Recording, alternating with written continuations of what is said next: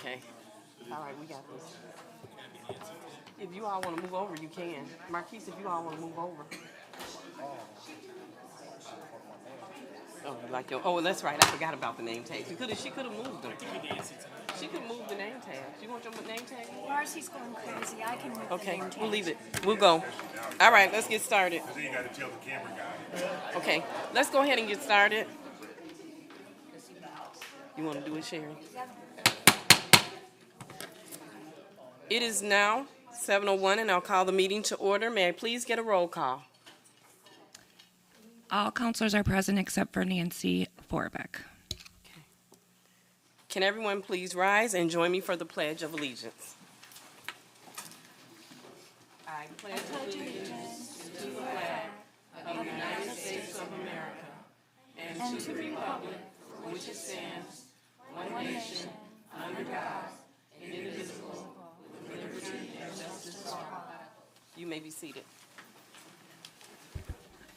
Item 3 is special orders of the day and announcements. 3A is Proclamation 2023-030, recognizing LGBTQIA+ Pride Month.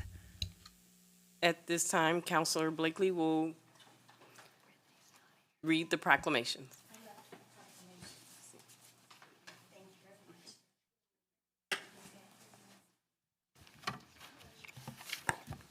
First, I'll read the proclamation, and then I think we probably have people here this evening representing the organizations. This is a City of Beloit, Wisconsin official proclamation.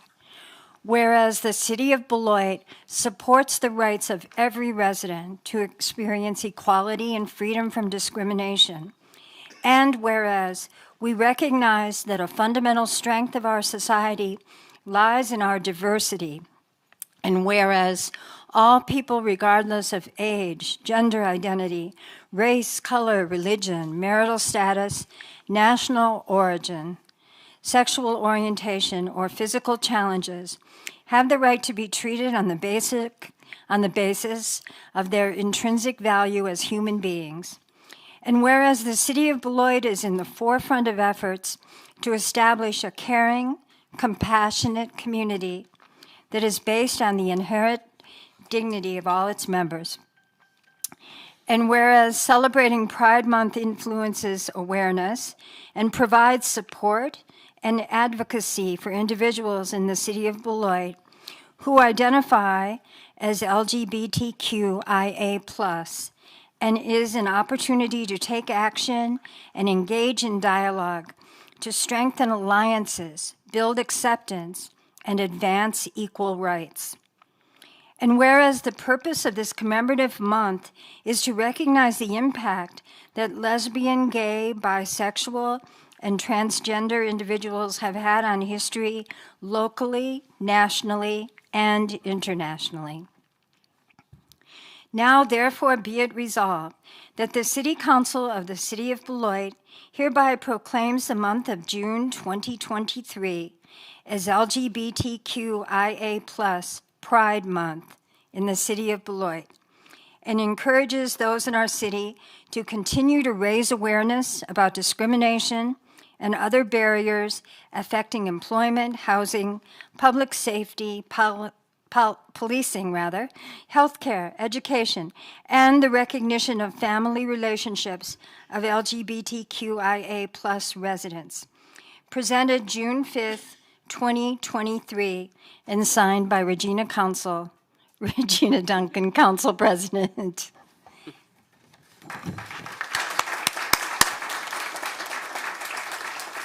Thank you. Do you want to say your name in the mic? Sure. Can you say your name and give us a few words? Sure. Hello, Beloit residents. I'm Elizabeth Champney. I'm the president of Yellow Brick Road, a local nonprofit that helps the queer community. I feel like they have community and safety through different events and gatherings that we hold. Thank you so much, Beloit City Council. We're so very happy to accept this proclamation, to be recognized and told that we are safe and seen in this community, especially in this time in our nation, is very meaningful to us. Thank you so much. Thank you. Congratulations on Pride Thank you. You too. Thank you. Thank you. Wise words. And now we have a proclamation recognizing Juneteenth Day. Whereas President Abraham Lincoln issued an Emancipation Proclamation freeing all slaves on January 1st, 1863, and whereas nearly 2.5 years later, on June 19th, 1865, Major General Robert Granger gained control of Galveston, Texas for the Union, whereupon he proclaimed that all states in that state were free. Whereas the anniversary of June 19th has come to be known as Juneteenth, a day for celebrating freedom from slavery and recognizing the importance of African American resilience and perseverance. And whereas committed and concerned residents are dedicated to bringing our community together in yearly celebration of the acknowledgement that all our people are free. And whereas the city of Beloit stands for equality among all people and stands firmly against discrimination, abuse of power, and excessive use of force. Now, therefore, the City Council President of the City of Beloit does hereby proclaim Monday, June 19th, 2023, as Juneteenth Day in the City of Beloit, encouraging residents to attend Juneteenth events scheduled on Saturday, June 17th, to celebrate freedom, honor the end of slavery, and remember that all individuals are created equal. Adopted this 5th day of June, 2023, and signed by Regina Duncan, Council President. And we have representatives. Please, yes. Have two representatives here. We have Tracy Dumas from Rising Queens, and we also have Amy Levy from YWCA Rock County here to accept. Thank you could so share much. A few words, Amy. Okay. Good evening. I am proud that our city is being intentional about publicly acknowledging the official end of chattel slavery. As many of us know, indentured servitude was very different than chattel slavery. In fact, it was different in 3 key ways. Chattel slavery was based on race, chattel slavery had no end date, and chattel slavery was generational, which meant your children were born into bondage. I am so pleased to serve as the YWCA Rock County Racial Justice Director, and we are excited to again partner with the Elite Ladies of Beloit to host our annual Juneteenth celebration at Telfer Park under the pavilion on Saturday, June 17th from noon until 10 p.m. Dr. Rick Daniels will be welcomed in and served as our keynote speaker as we gather for a day of learning and fun while enjoying fellowship, good music, great food, and the opportunity to support local vendors. I hope to see each of you there. Thank you so much for this resolution. Thank you.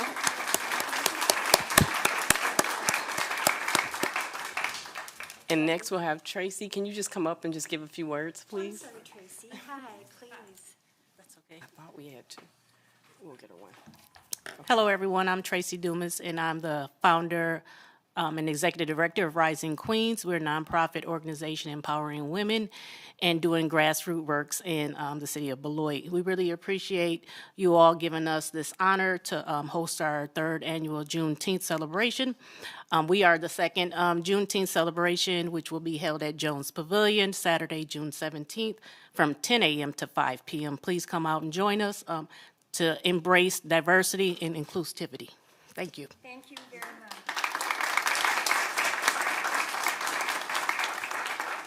Thank you, and we'll get that proclamation to you. Appreciate it. At this point, we are moving item A, 11A, the presentation from Rock County Health Department by Health Officer Katrina Harwood, up at this point. And at this time, we'll have the Rock County Health Officer, Katrina Harwood, present to us this evening. Well, good evening. Thank you, City Council and City Administration, for the invitation to share information this evening. Hopefully my PowerPoint presentation, which will add to my comments, is coming up. There it is. So my name is Katrina Harwood, and I serve as the Health Officer for Rock County. Thank you.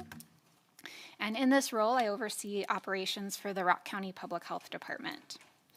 I am always excited to share about our programs and services and the work that our team does. And in that, I can sometimes be long-winded. So I have my notes, and I will be referencing them just to keep myself on track. If anyone from the public or the council has questions about any of our programs and services at the Rock County Public Health Department, I wanted to let you know that you can reach out to our office at any time. Our phone number is easy to find on the website and also on the screen here for you all. And my contact information is also here. Although there will be an opportunity for questions and comments from City Council at the end of my presentation, I do welcome continued engagement and dialogue after the presentation, especially if there's any questions about the items I reviewed this evening. So why am I here? Well, the intent for my presentation this evening is to share information about our department's planned transition out of our leased space at the Eclipse Center. I'll briefly cover some background information about the health department and how we have been working to modernize our approach to public health. I'll also share some background information about the leased space and the anticipated impacts of ending the lease. But first, a little information about our health department and our work. Our vision at the Rock County Public Health Department is that everyone has the opportunity to reach their full health potential. We are a team of 43 people working across more than 40 programs and services to prevent disease transmission, prevent premature death, and remove barriers to health. We have teams of public health professionals focusing on environmental health, communicable disease, chronic disease and injury prevention, as well as maternal, child, and family health.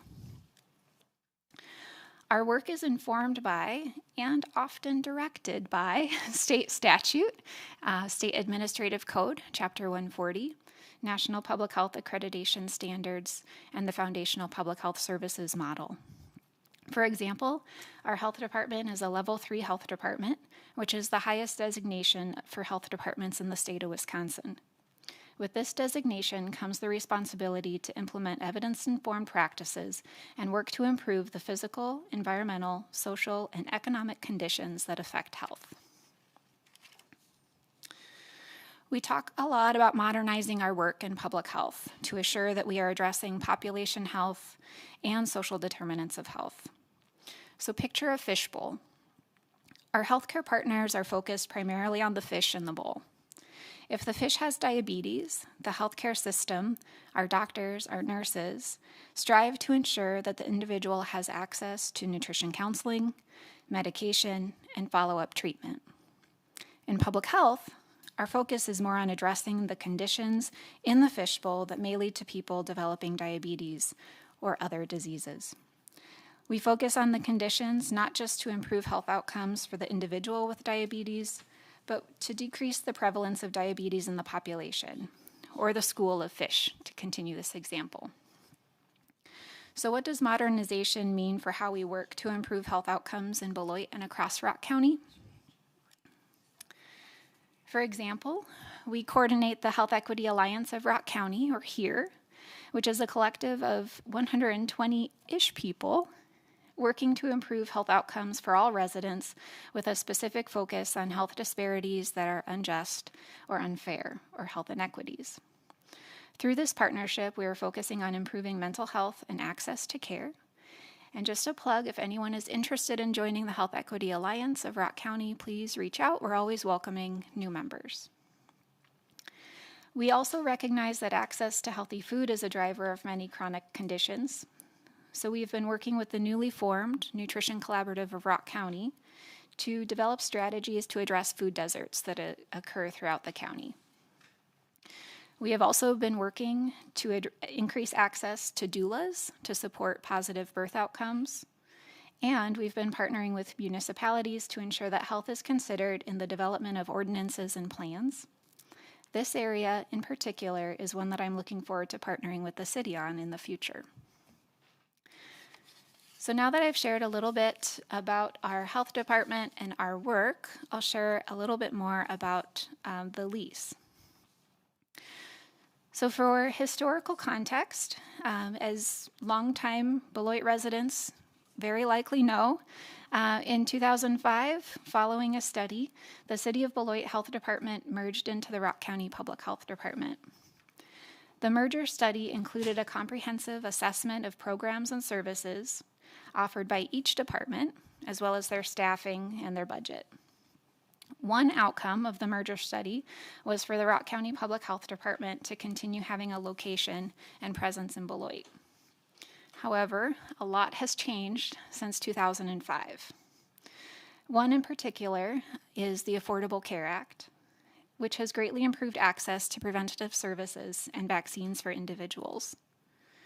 When the two health departments merged, vaccines were not a required covered service for health insurance, and at that time the health department did provide a lot more vaccines than we do now, because people now are able to access those vaccines through their primary care physician. As for our not so distant history, the department's office in Beloit has been closed for general public health operations since March of 2020. I don't think I need to remind anyone what happened in March of 2020, but it really disrupted our work in the health department. The office during that time was used by a third-party provider for COVID-19 testing, and those services have since also ended. So currently, we have 3 staff members whose primary work location, when they're not working remotely, attending in-person events, conducting home visits, and meetings, is the office in Beloit. Much of their in-office time for the 3 staff members includes virtual project meetings with colleagues in the department and also with community partners, phone calls for communicable disease investigation, and coordination of home visits for children with elevated blood lead levels. 2 of the staff members also provide vaccinations during our clinics held in the Janesville office. There is sufficient space in our Janesville office for the 3 additional staff members. And I'll highlight too that much of our work is conducted out in the community, either by home visits for elevated blood lead levels, meeting with community partners at their location, and of course, facility inspections for the businesses that we license. We took into account a lot of considerations when evaluating the possible decision.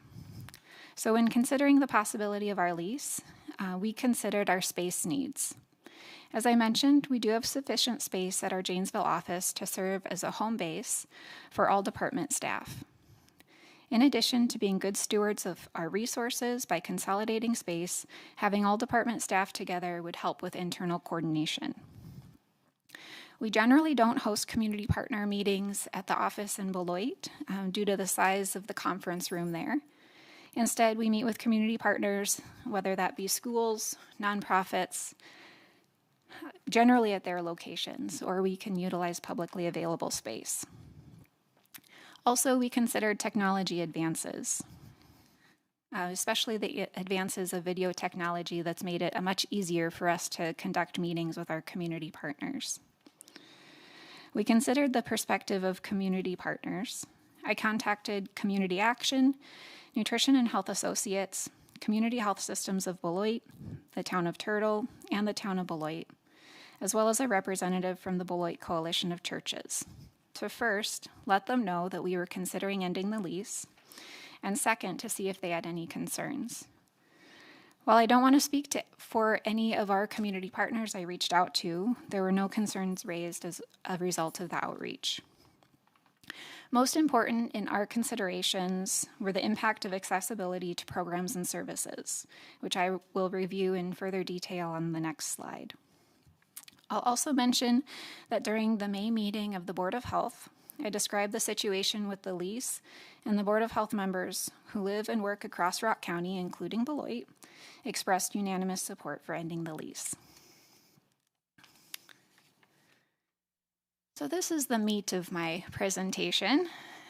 So as far as impact of ending the lease, as I mentioned, we are a team of 43 people working across more than 40 programs and services. There would not be any impact to most programs and services. And there is an opportunity to reimagine what our programs and services could look like for 5 separate ones.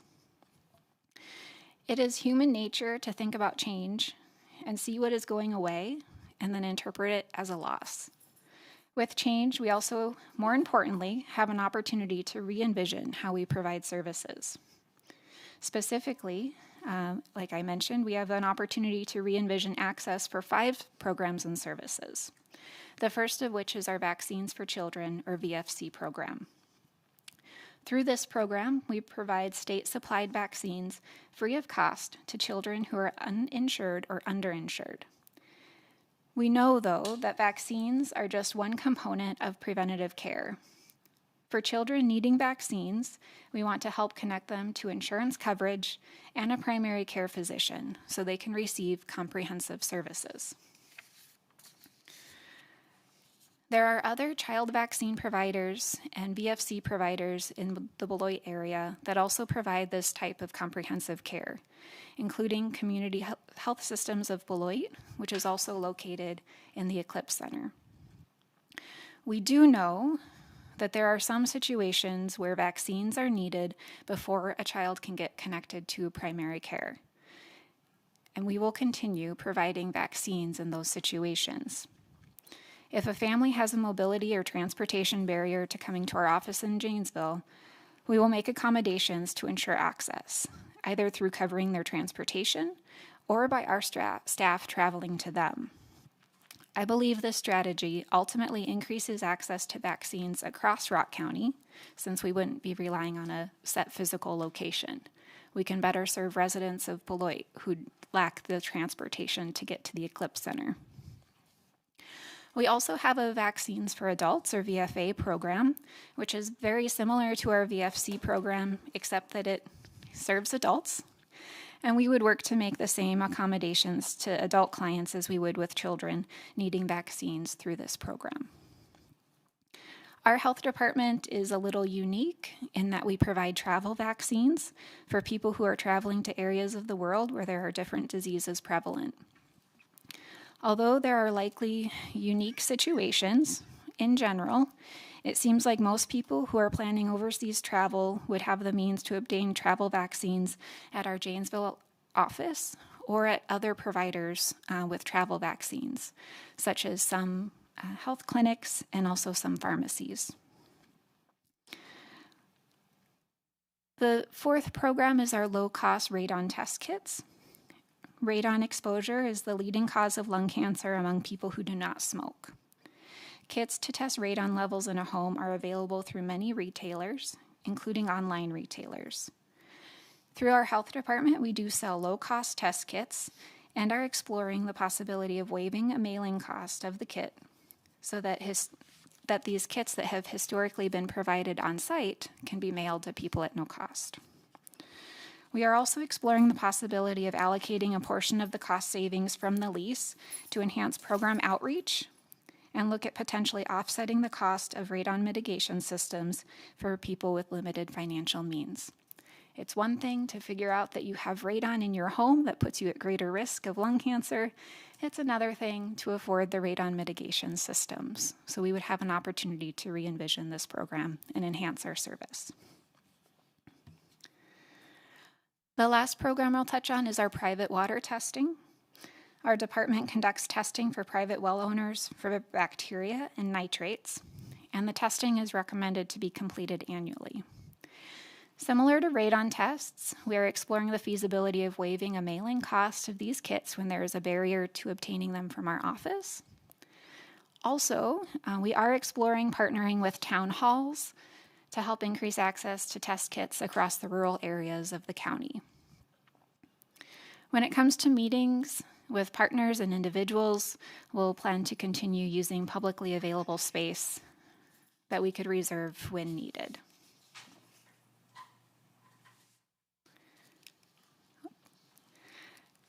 I believe I took out my summary slide, but in summary, all else being equal, we do intend to end our lease for the space that we have occupied at the CLIP Center.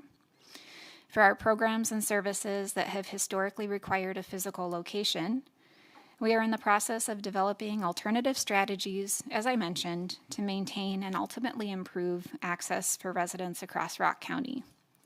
And at this time, I would welcome hearing questions or feedback council members have. Thank you for the presentation, Katrina.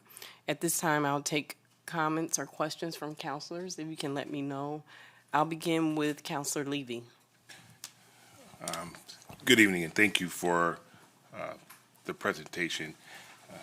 This is kind of like deja vu to me, because I remember when they were talking about moving the other health department, I was sitting in the same place that I'm sitting now. So, and that was very interesting back then.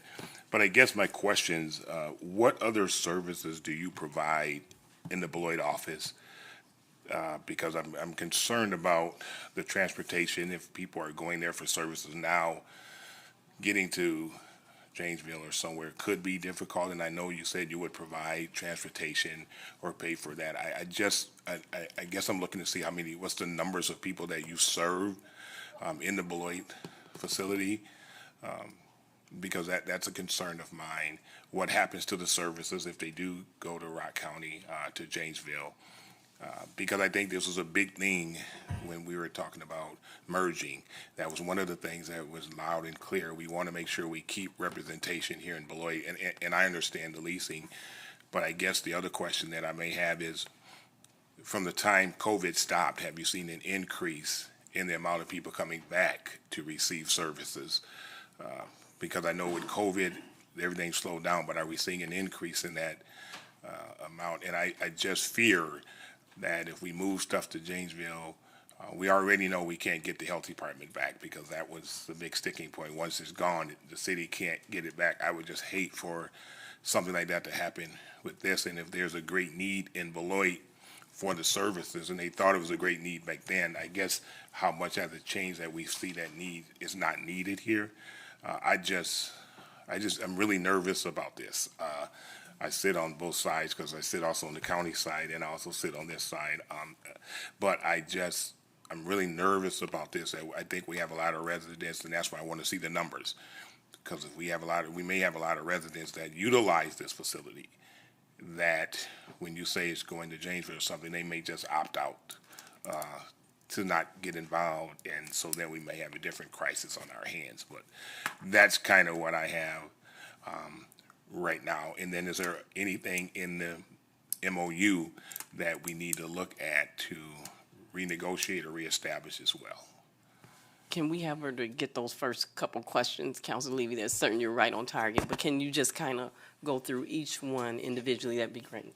Yes, I made notes. I had a list, but it closed out on me, so now I can't find it. So I was just trying to go from memory. So We'll go back to it. We just want to take one at a time so we get all the information. Absolutely. I made notes, so please let me know if I missed a point. Okay.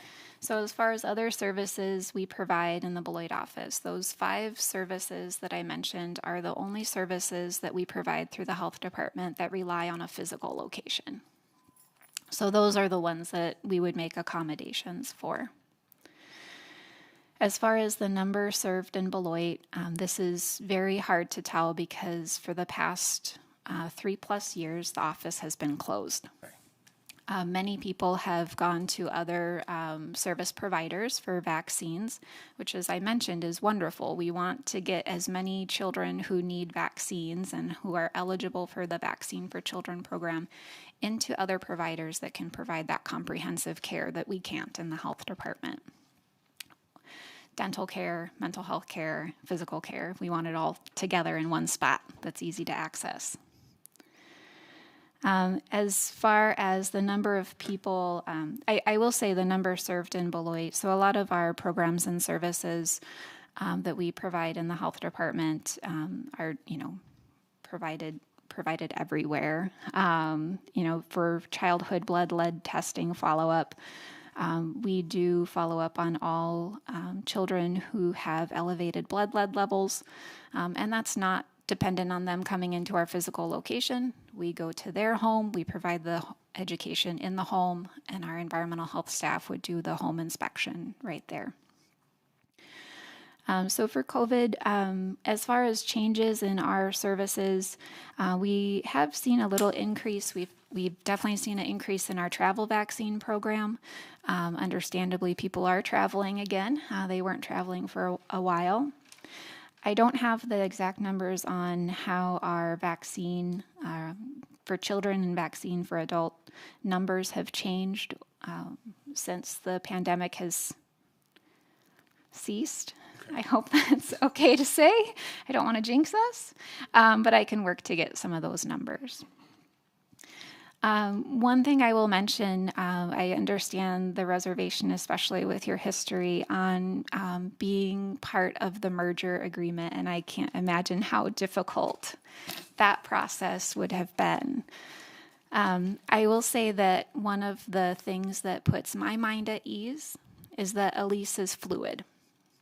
For us, if we were to end our lease, and if we were to start noticing additional burden, that we aren't able to make those accommodations that we intend to and that we think we can, then again, it's fluid. We can look for a location if we need to.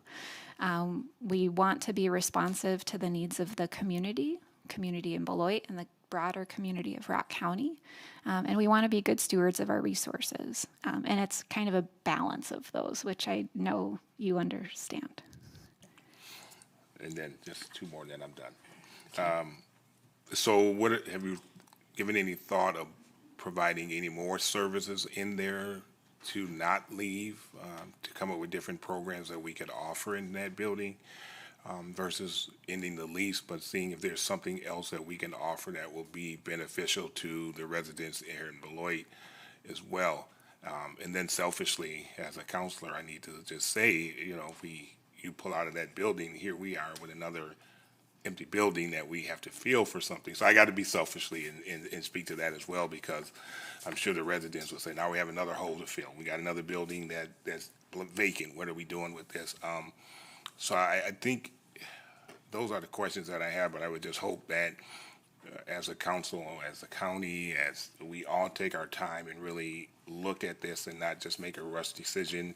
I don't know what time frame you have to have it completed by, but I just want to make sure that we think it through completely before we just make a decision and say, okay, let's move forward with it, because a quick decision down the road could come back to haunt us. And I'm not going to encourage that that's going to happen, but I think we just need to be honest, because I would just hate for the residents that's utilizing that facility to now suffer in some kind of way. So. Yep. I appreciate that. And to address your question about different programs to offer in that location, as I mentioned, that fishbowl, our approach in public health is working a little bit more on that policy system side, trying to create an environment that prevents people from getting sick. And so in that, we don't necessarily provide a lot of typical programs and services directly for individuals. But there are specific areas where we do, because we see and know that there's a gap. And I will say that one of the potential new programs we have coming is an asthma program. In Rock County, we have high rates of inpatient stays for children with asthma, and we have high rates of hospitalizations or ER visits for children with asthma. The 5th and the 7th highest in the state, unfortunately. And so we are looking at a grant-funded program that would provide some asthma education, as well as a home assessment that can then get people up to $5,000 of repair to actually decrease the burden of asthma in that home. And I will say that is a program that is intended to be delivered in the person's home. Anyone who would be eligible, we would be able to go to their home and provide that service. Okay. And I didn't know if any other counselors have questions. I got a couple. Oh, go ahead, Counselor Adama. My first question was, what's the time limit like on this? Like, when does the decision have to be made? As far as when a decision has to be made, It depends on budget as well. We are in the process of developing our 2024 budget, of course, and we are looking to be good stewards of our resources. So we would like to have a decision made before, if we're ending the lease, we'd like to have it happen before there's any impacts to our 2024 budget. But that's kind of the one constraint, in addition to kind of the sitting with the ambiguity and unknown of what the future looks like. So you're like merging with, or maybe merging is too specific of a word, but you're going to be utilizing the Janesville facilities then? Correct. We have a health department office in Janesville just off of Highway 51. And are they going to be charging you to use the facilities as well? We do, a facility charge gets into our budget, yes. Okay. We do pay a portion of our facility cost for the space we occupy. And last question, have you looked at any or seen any availability in Beloit for like competitive pricing? Or I guess I lied, not last question. Also, is there anything being implemented to make sure the transition for like information and I don't know how your number would change or like websites or all that, but like the people that are using facilities have a really smooth understanding of who to be reaching out to? Yes, we are in this transition. We would have a communication plan. We do have a communication specialist within the health department who would work to make sure that all of our phone numbers are updated where they need to be updated, our website's updated, with both how to reach us and also how to let us know if you need an accommodation to get services, because we want that to be publicly out there. We don't want that just behind the scenes. We want people to know that we can make accommodations. And so we would be providing that communication plan and strategy, which would include potentially, press releases or the like, not uncommon for us. And just to piggyback off of what Councilor Adama said, those were a couple of my questions, was the time frame, and also it's very concerning for me with the county leaving and you provide the services for so many children and families in our community. So to me, what's even more concerning is that, I guess it's the last hour, but it's something I just heard about. And so I don't feel that outreach effort is out there, because just like some people may be here tonight and this may be their first time hearing this. So it's quite a bit to move something of this that is so critical to our community. So the time frame to me is very concerning. And I guess we need to know the process. People who are watching tonight, what's the process before it can be approved by the county? Because it would have to be approved by the county before it's finalized. Is that correct? Process-wise, so we already approached our Board of Health about the possibility of ending the lease, and as I mentioned, they expressed unanimous support for ending the lease. Process-wise, it doesn't, from my understanding, it doesn't need to go through county board approval. It's written in some of the other, I forget if it's our purchasing ordinance or other documentation, that it is ultimately just a county administration decision. Wow. So there's no public input, or? I would say right now is the public input. Part of the public input was my approach to reaching out to our community partners as well. And I think part of the mindset here is that the office has been closed for more than 3 years, and we haven't heard much from residents. But we as know far that as concern. COVID happened, and it's certainly going to change as we go back to work as usual, business as usual. Those things will increase. So if you were to move the office, and it's not your decision, so I'm not saying to you, Katrina, but certainly those administrators would consider that, and especially since we're just, like you said, the COVID is ceasing, but we don't want to say that too loudly. But, I mean, things could change too as well. So if that department is not here, what will the children and families do in this community? I will say we wouldn't have the physical location, but we would absolutely still be in Beloit. We work alongside many community partners in our work, both in the Health Equity Alliance of Rock County and other partnerships. We would be here. We wouldn't have that physical space, but we'd be here. So my last question, if anybody else has got something, you're certainly welcome to chime in. But how could we even advocate for that? It's as if the decision has already been made. It just doesn't feel like it's been inclusive of the Beloit community. And that just doesn't feel right to me, to be totally honest. And it's not your fault, but the administrators there. So is there anything that we can do, or what can our people here in the city of Beloit as well as the city council do to even be a partner to keep the site here in Beloit? I would say if you feel very strongly about the decision and certain parts of the decision that maybe I didn't talk about this evening, or if I talked about something and you still have concerns about those items, I would love to just have conversation with anyone who has questions. I think that's the best way to hear those and to take those into consideration. And of course, I pass along my recommendations to county administration. So I would invite anyone from council or residents. On the slide, I put my phone number and my email address, so please feel free to reach out if you want to have further discussion. And you would set up the meeting with the administrators who are making the final decision? Is that how that works?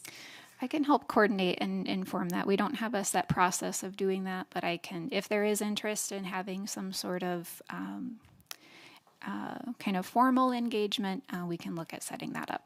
Katrina, can we put that information back on the screen for viewers who are at home, or people here may want to take that number down and make contact with you to arrange a meeting? So you can you put that slide back up, or is it off, or can you? And Okay. I will say, too, that anyone can go to our health department website, and there's just a link to email me. It seems to work pretty well Okay. because I do get quite a few emails. There it is. So people who are watching at home, people who are in the audience, if you're concerned and you want the health department to stay here in the city of Beloit, you certainly should reach out to Katrina Harwood, and it's at the 608-728-0713. And then you said also the website. Yes, if people don't mark down my contact information, they can always find me on the health department's website. All right. Okay, Counselor Day has a question. Thank you, Katrina, for your presentation. So question, what are the three staff office right now? What are they? Where do the three staffers office at? You have three people designated to the office. Where do they go? We would have plenty of space up in our Janesville office. Where do they go right now? Where do they go right now? Where have they been going for the last 3 years? A lot of staff have been working remotely since we returned to some in-person work. They have been working out of the office at the Eclipse Center. They've just been working in the back when the front area was being used for COVID testing. So when you say closed, it's closed to the public. Correct. It's been closed to the public. So, but the office, the three people still use the office when they come into the office for.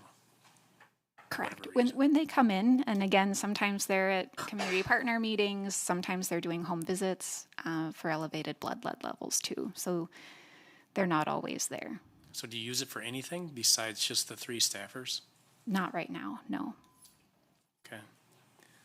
Just was curious because it's I mean, I agree with the other councilors here that we talk about the percentage of Beloit to Janesville. I mean, we have the needs like Janesville does. We also pay taxes like they do, so you should be here in the community. It's just a matter of what does that look like? No. You know, Yeah, to put everything up in Janesville versus it's a small office, but it's here. And you should be using it, but does the lease expire? Is that why you?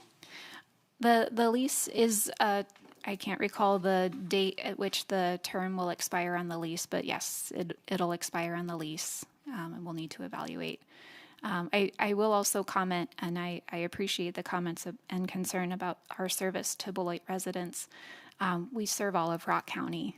We serve Orfordville. We serve Milton, Footville, and Janesville. And part of this strategy to make accommodations as we think about our physical location is intended to help improve access for those residents of Rock County as well. And thank you for saying that, Katrina, but Beloit is certainly a big part and has high needs here in Beloit. So hopefully you will keep that into consideration, and we will continue on our part, on our end, to advocate that we keep the health department here. One last question, Mr. Duncan, if you don't mind. If you don't mind me asking, I don't know if you mentioned this already, who are your community partners here in the city of Beloit? Who are our community If you can partners? name a couple. We work with Community Action. We work with Nutrition and Health Associates. We also have partnered in different events with the Beloit Coalition of Churches. Okay. So those are a few. Another thing that usually I found that works for some of the projects that I've been involved in when it comes to dealing with, if you want to say, struggling families, low-income families, or families in need, is also reaching out to school staff in those communities. If we're talking about like Maryland, Hackett, those low-income neighborhoods and communities, reaching out to those principals, the staff in those buildings as well.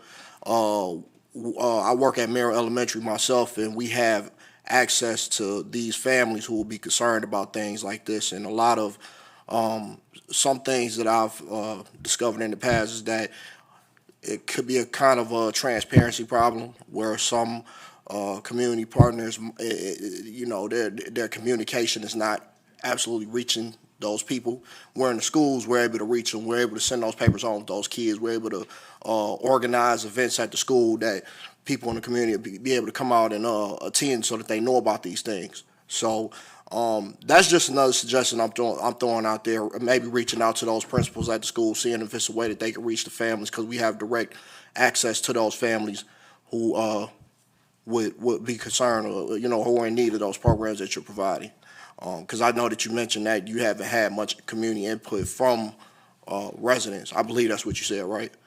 Correct. We haven't had much direct outreach to residents, just the information from community partners. Right. And I just say, in my opinion, if we want to work on something as far as reaching the residents themselves so that they get that information, that'd be the best way to go. That's just my opinion. It's worked for things that I've been involved in. I just want to put it out there to you, if you don't mind. Yeah, thank you. All right. The schools are one of those key partners that I did not mention, but they are key partners. Thank you. Yes. And I just want to mention, even though Councilor Trail talked about those services being needed in the Merrill and Hackett neighborhood, I also want to say, by losing these services, our entire community could be impacted by this. And so it's critical that we continue as a council to advocate to keep the services here in Beloit. And so you've given us the information. We know what we need to do. The community members that are here tonight, the ones who are watching from home, you know what we need to do if we want to keep the Rock County Health Department here in our city of Beloit. So, but thank you for being here this evening, Katrina. Yep, thank you. I appreciate the invitation. Okay.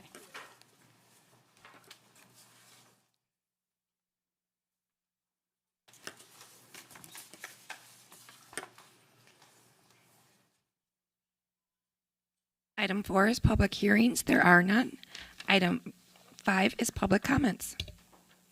We have reached the point on our agenda for residents to speak to the council about issues that are coming before us or may come before us in the future. Council members may not act on any requests at this meeting, but may refer a speaker to staff for assistance.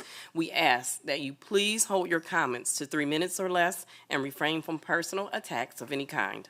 Public comment is a courtesy, and we expect everyone to conduct themselves in a civil manner. Speakers are asked to complete a public comment form. Madam Clerk, were there any public comment forms submitted prior to our meeting? Yes, there are. Okay. Tia Johnson. Can you please come up, state your name and address for the record, please? Tia Johnson, 1621 Indian Road. Thank you to the Parks and Recs Committee for keeping the upper level of Leeson's Park closed to motorized vehicles. I appreciate the city's efforts to address climate change by supporting nature and wildlife conservation. Tonight, I encourage you to eliminate public transportation charges for all students. The Beloit School District is closing the West Side Middle Schools. Although the district has buses with Durham, There are and will be students who will miss buses due to oversleeping, extracurricular activities, or other reasons. There are parents that will continue to drive their students to the schools, which will increase traffic congestion. On any given school day, one can see the numerous vehicles idling in long lines while waiting to pick up or drop off students. The cost of city transit passes for Beloit students is $170 a year. Even though there may be reduced prices for needy families, there are costs we all bear that far surpass any monetary price. One cost example is that the city of Beloit is currently under an air quality alert due to the wildfires in Canada. According to the Financial Post, not only are these fires due to climate change, but the amount of forests burnt by wildfire is projected to double by 2050 due to our changing climate. That's less than 27 years away. I've lived in my home for 27 years. The particles in the air are causing the air quality alert are so small that they can become lodged in lung tissue and cause negative health effects from headaches to cardiovascular disease and cancer. These particles can trigger asthma attacks and allergic episodes. Air quality is important for Beloit because, according to the Wisconsin Burden of Asthma report, in Wisconsin, the asthma burden disproportionately falls upon racial and ethnic minorities. Blacks have an asthma rate almost 1.5 times higher than whites. Adults in low-income groups have almost 2.5 times than adults in higher income levels. And Rock County has the 8th highest rate of hospitalization due to asthma out of 72 counties, and these are pre-COVID statistics. Please continue to be more proactive in protecting the health of Mother Nature, so she in turn will protect the health of us all. We can start by providing free public transportation to reduce emissions. Thank you. Thank you very much. Next, we have Wayne Gustina.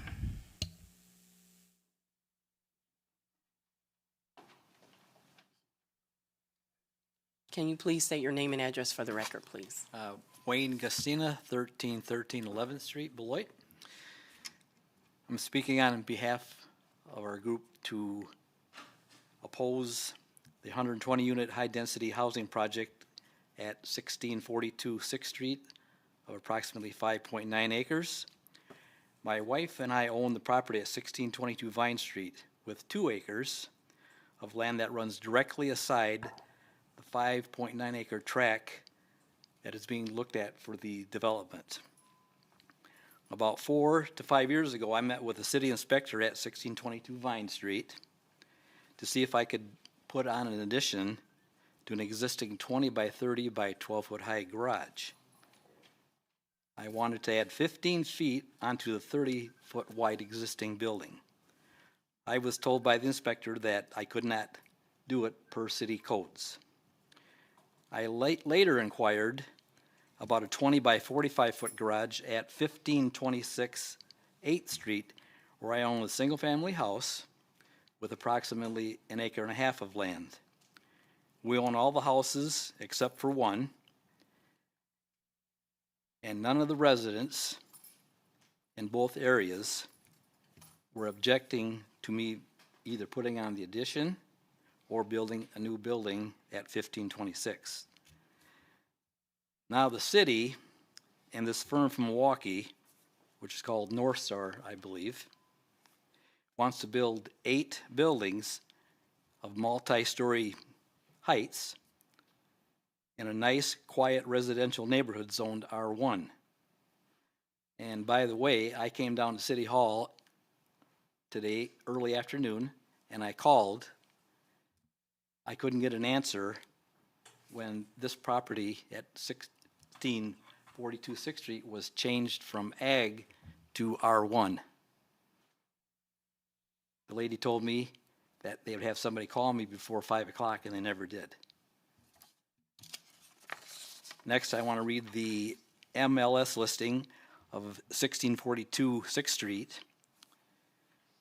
This is just a property overview.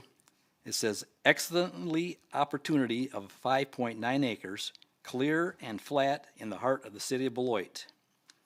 Per the Director of Planning Building Services of Beloit came the following information. The property is zoned R1A, single-family residential. Growing crops is permitted. Raising livestock is not allowed, as well as duplexes or storage units. One single-family income home would be permitted unless the land was subdivided for additional lots. The number of lots would be determined by the lot size and street layout, but the minimum size in 1A is 8,750 square feet. Thank you for your time. Thank you. Next, we have Lori Marshall.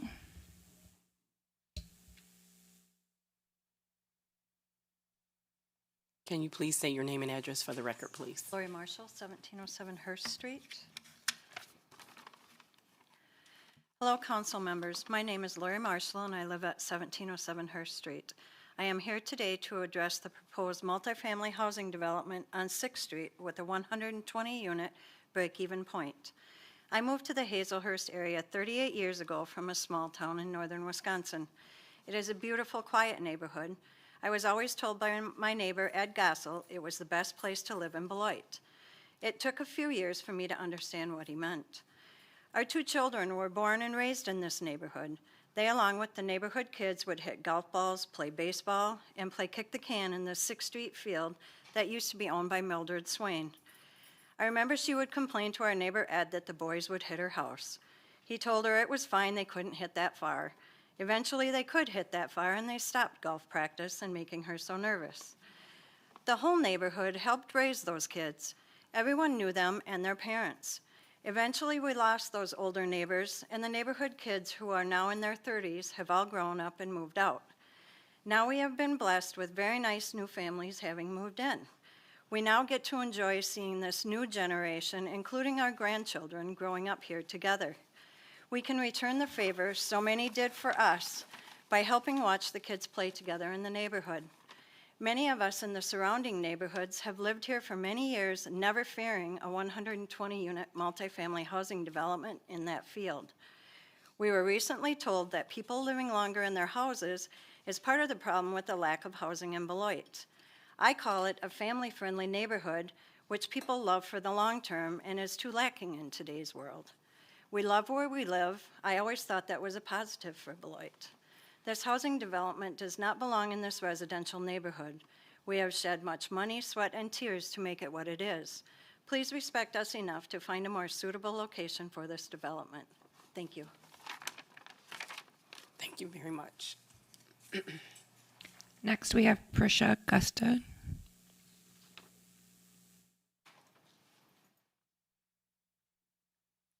Can you please state your name and address for the record, please? Yes, I'm Prisha Gustina at 1313 11th Street in Beloit.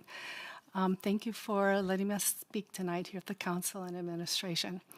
I do oppose the 120 high-density housing project that is proposed for the 1642 6th Street.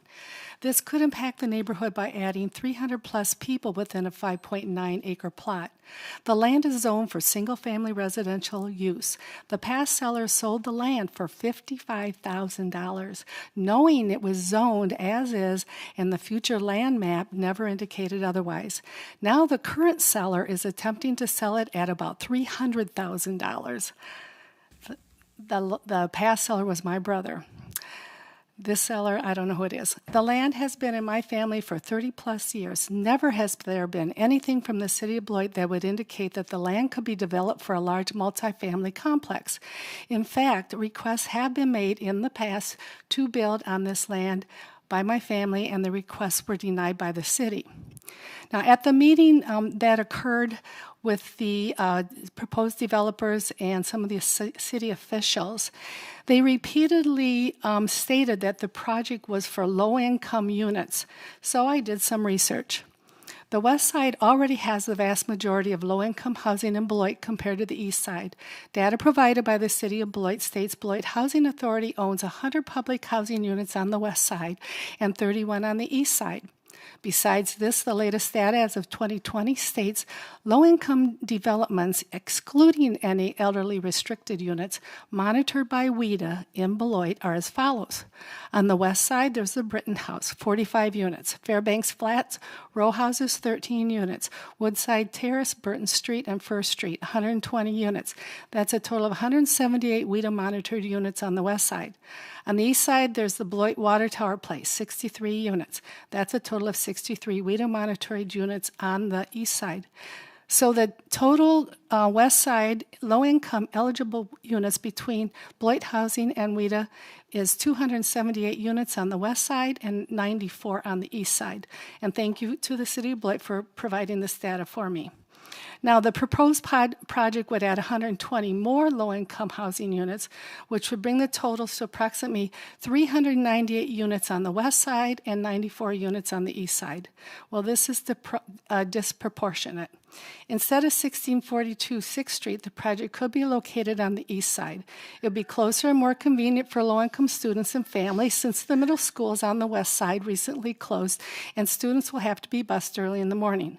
Also, the east side provides convenient amenities over the west side. Transportation could be challenging for some to reach these amenities. If more low-income housing is needed in Beloit, residents could benefit on the east side. In speaking with families who own or rent in the surrounding west side area, they are all opposed to any type, whether it be any type of project that would be high density. Any type. Okay, and I want to thank you for the consideration, and the area there is not ideal. Thank you very much. Thank you. Next, we have Jessica LaRosa.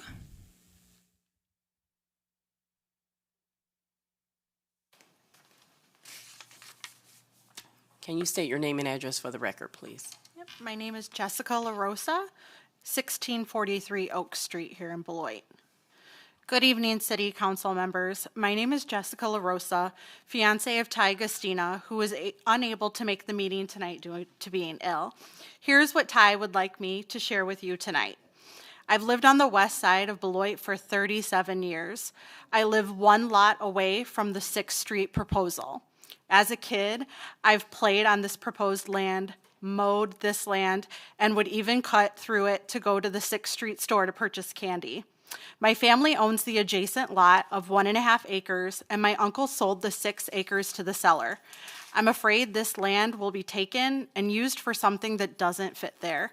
This property was not meant to ever be turned into high-density apartment buildings. The city won't even allow me to build a 3-car garage. My grandfather gave my parents the field adjacent to the 6 acres to secure the home I currently live in for this very reason, to protect my home. The future build plan specifically states this is for single-family homes. I cannot imagine this beautiful piece of land being turned into 100 units or more. This land is very sacred to wildlife, deers, foxes, cardinals, blue jays, hummingbirds, and bumblebees. I have over 10 cherry and apple trees on my property that rely on these natural animals and insects.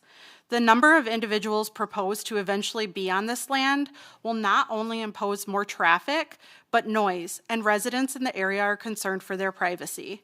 I'm asking you to reconsider this land and keep it park and residential houses. I mean, would you want eight 3-story buildings built right next to your house?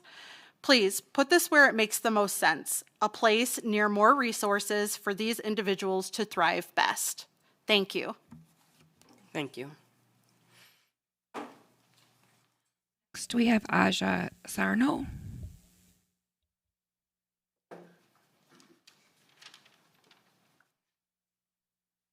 Can you please state your name and address for the record, please? My name is Asa Sarno, and I live at 17206th Street. I have 2 acres of land that bumps right up against the whole side of this property that's being sold here, or talked about. I lived there for 50 years in this very nice area. I like being there. We have very little problems with people. They don't have too many problems in the area. Once in a while you have one, but not much. But this is, I think, a poor idea because the safety going up and down 6th Street is not real good. You've got a hill directly south end of 6th Street runs into Maple. And in the wintertime, that's slippery, it's fast, and you go right straight through if you can't stop. And you can't go up the hill in the wintertime. You have to stop halfway up and slide back down.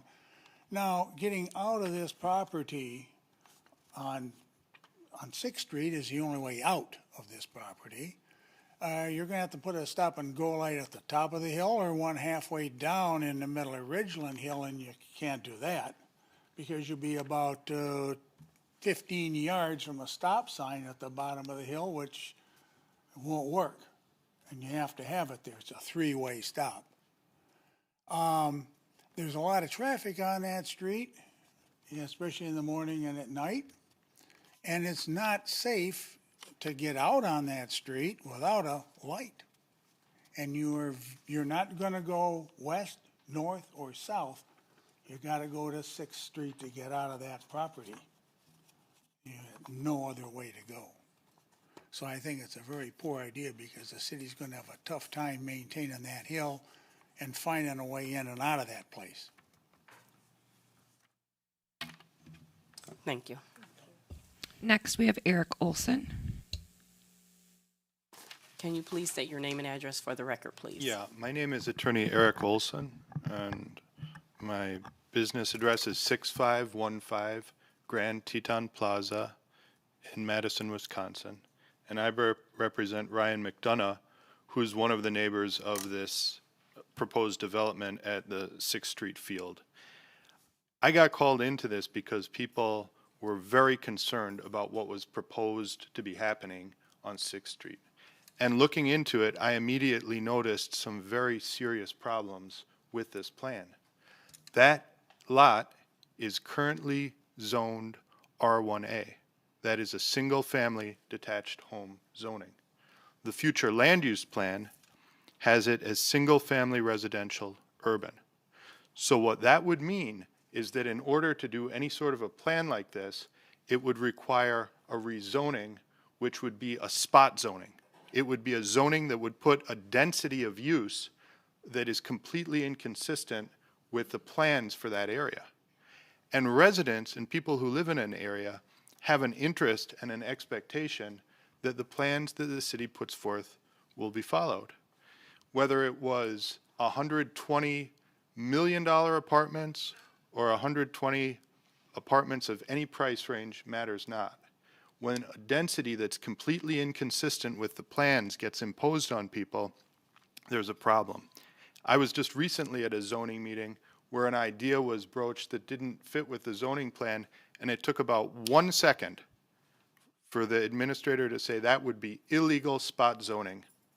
Recommend denial. Now, we had a meeting on the 20th where these proposed developers came. There were people from the city there, and I think it would be entirely a great idea for people from the city to be present at a meeting like this, to listen and to hear what's going on. There was also, though, a person from the Planning and Zoning Department who on more than one occasion stepped in a little bit to help the developers field some difficult questions that got brought up. I think it's very questionable when a city staff person is at a meeting apparently supporting a plan that hasn't even been proposed yet and which is completely and utterly inconsistent with the zoning code, if not illegal. Lastly, what you heard from people going on here today is that that property was historically used as a field.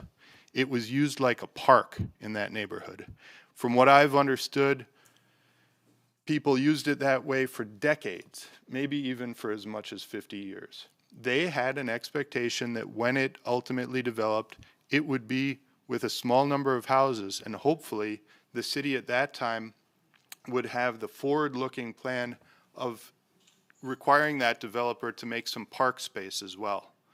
Later, when I studied the future land use plan and the zoning code and took a look at the zoning map, there are other parts of the city where this type of use Time. is explicitly allowed right now, if not encouraged.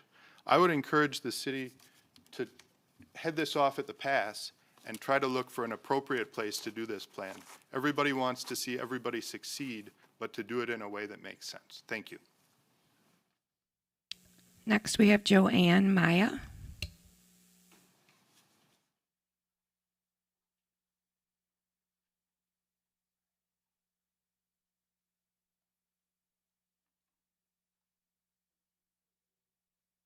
And I have a question too. I know that my speech goes over and some people would continue to read my speech or give me their minutes.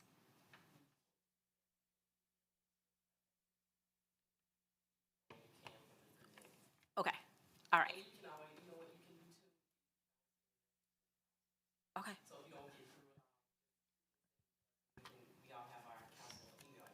Fantastic. My name is Joanne Maya. I live at 430 Hazel Avenue here in Beloit. Lasagna. On Saturday, May 13th, Brian and James Matthew compared building an extensive 8-building development with 2 to 3 story structures that would provide 120 units and a 5.9 acre lot located right off 6th Street at the crown of our hill to our neighborhood. And tonight, I will outline why the neighbors believe that this would be a recipe for disaster, and in the end, we feel that something here smells rather fishy. Good evening, Beloit City Council. Thank you for welcoming the open speech session of this meeting. Again, my name is Joanne Maya. I am one of the residents who lives at 430 Hazel Avenue. But tonight, I don't want you to just see me. I want you to see and hear todos mis vecinos.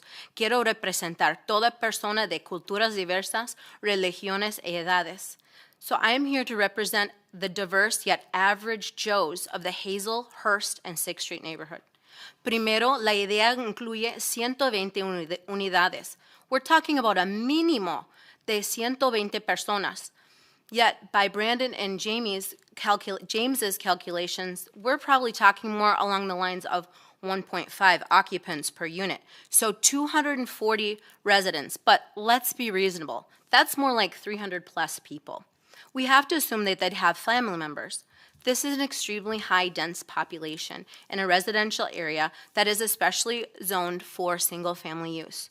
What would be the impacts on the traffic on an already busy 6th Street? Would roads need to be widened? Would houses have to be destroyed in the process? So are we going to destroy houses to make houses? Would roads need to be extended? Would Hearst Avenue need to be extended to Burton Street and then to Ridgeland? What would be the effects on winter driving in that particular rise in the road with the ice? It's a disaster already waiting to happen.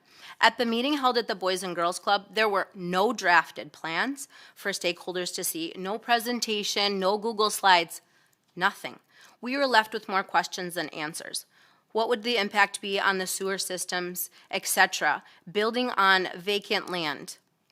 Después, los hermanos nos decían que the site where this layered lasagna would be proposed is talking about multi-layered prices ranging from $400 to $1,300. We are a little worried that this is like a guinea pig effect on our city because they had nothing there to show us that they had done. When we had done a little bit further research, we had seen that their website was as recent as just 2018, not long ago. All that we saw on there were pictures of drafted plans and nothing in person. Nosotros pensamos, ¿por qué hagan esta lasaña en el oeste? ¿Y por qué no en el este? Why not on the east side? Well, at the meeting that day that they had talked about, well, there is more pushback on the east side than on the west side, and that the west side is cheaper. Muchas gracias por escuchar mis preocupaciones esta noche. Thank you. Next, we have John Carroll.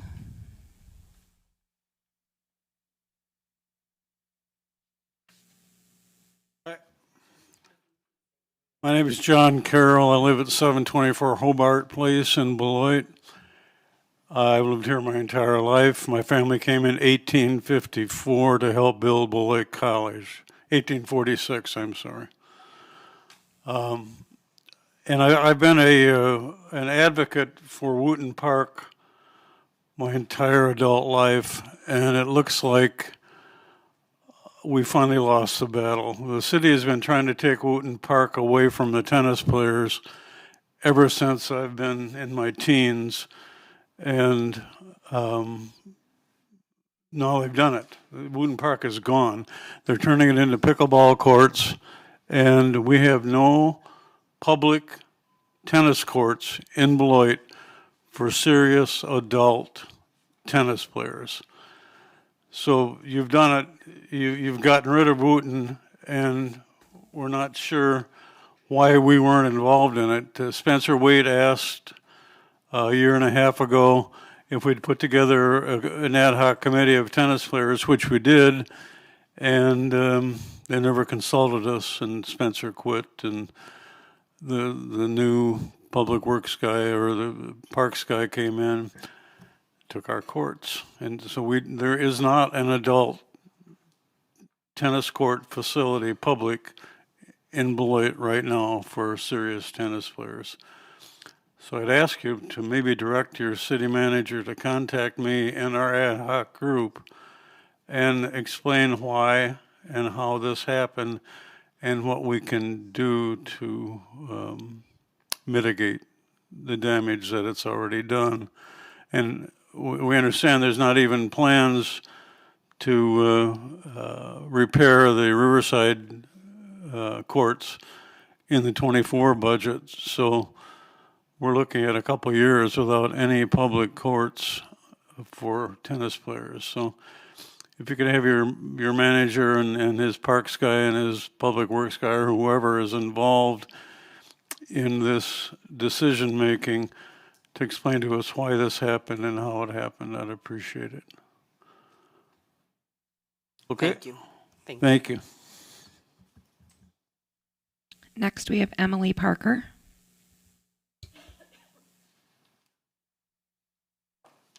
Can you please state your name and address for the record, please? Yes, Emily Parker, 423 Hazel Avenue, and I'd like to continue discussion opposing the 6th Street 120 unit project. So again, why this specific location? Why not purpose this lasagna, as Joanne called it, on the east side, where there's shopping, jobs, services, and schools located near the highway interchange at a much higher rate than in the west side neighborhood. One resident said it would be like setting those citizens in a food desert. There's very little within walking or biking distance to sustain a person or a family, let alone sidewalks to get there, who is looking for more tallies in the win column, rather than seek to overcome another barrier in transportation and access to those jobs and resources. Actually, the folks of the 6th Street Lot Committee know the answer to why there is a disproportionality to the amount of low-income housing across our town, east versus west. We were told because the west side is more affordable and that the east side residents have strongly opposed such dense low-income developments. West side residents have 178 more affordable housing units than the east side. And the west side residents have a sense that this is silently segregating our towns into the haves and the have-nots divided by the Rock River. West Siders want to keep neighborhood schools in the vicinity. We want diverse homeowners and a variety of jobs and services nearby. We dislike the fact that the east side has so many pull factors that the west side either doesn't have or is even losing them, such as schools. There's no doubt in any of our minds that there's a housing crisis in this country right now, or rather what we would call a housing pandemic.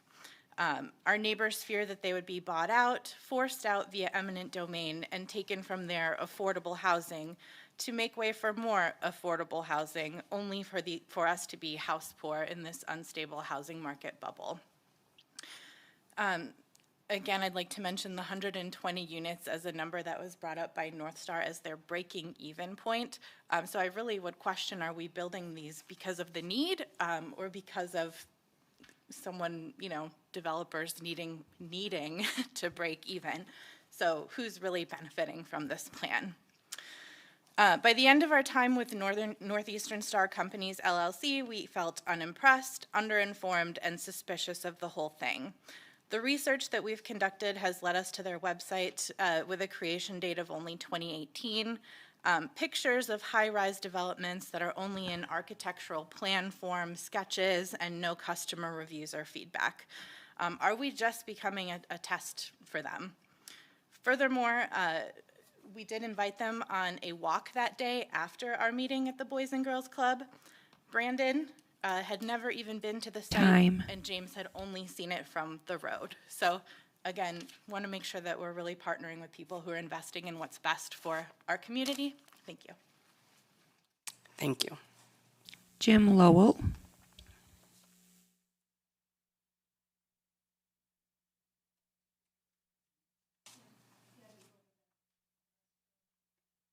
We'll go on to the next person and we'll try his name again in just a second. Brittany Keys.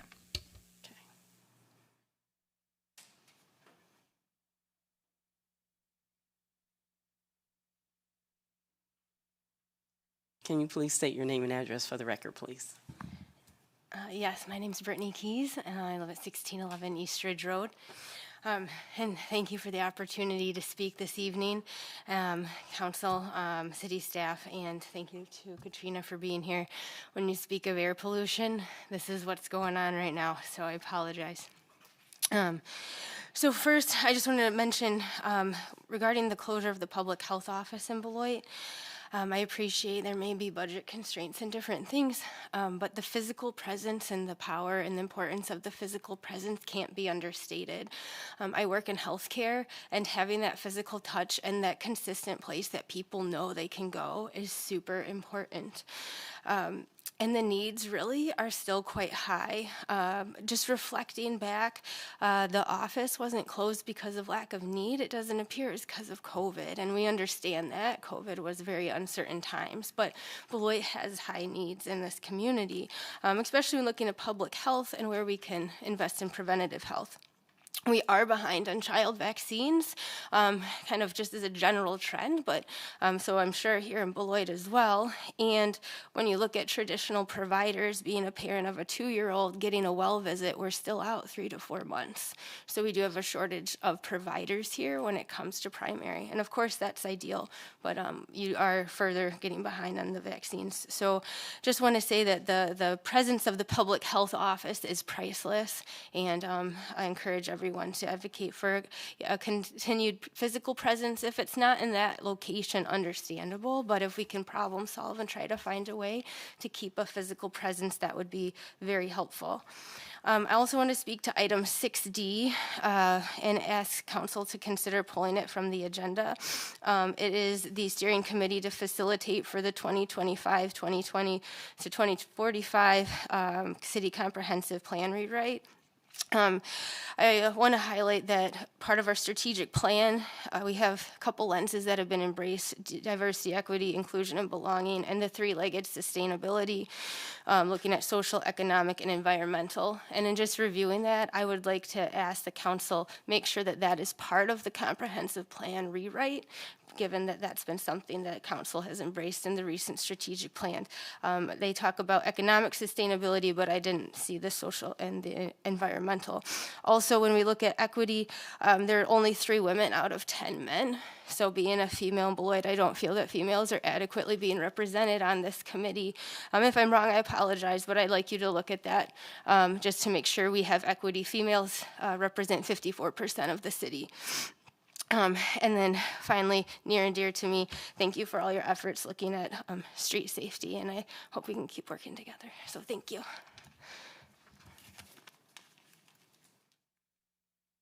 Is Jim back? Okay. We have Lou Peer.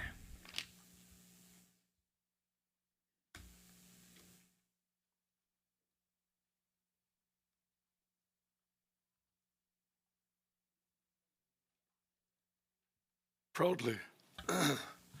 Thank you. My name is Lou Peer. I live at 945 West Street in Beloit. Lifelong resident of Beloit. I'd like to comment on the proposal by Katrina Harwood this evening. The mindset of the Rock County Health Department has changed and was actually mandated by the state a couple years back. it changed from the health department doing just about all of the services to encompassing more and more of the community.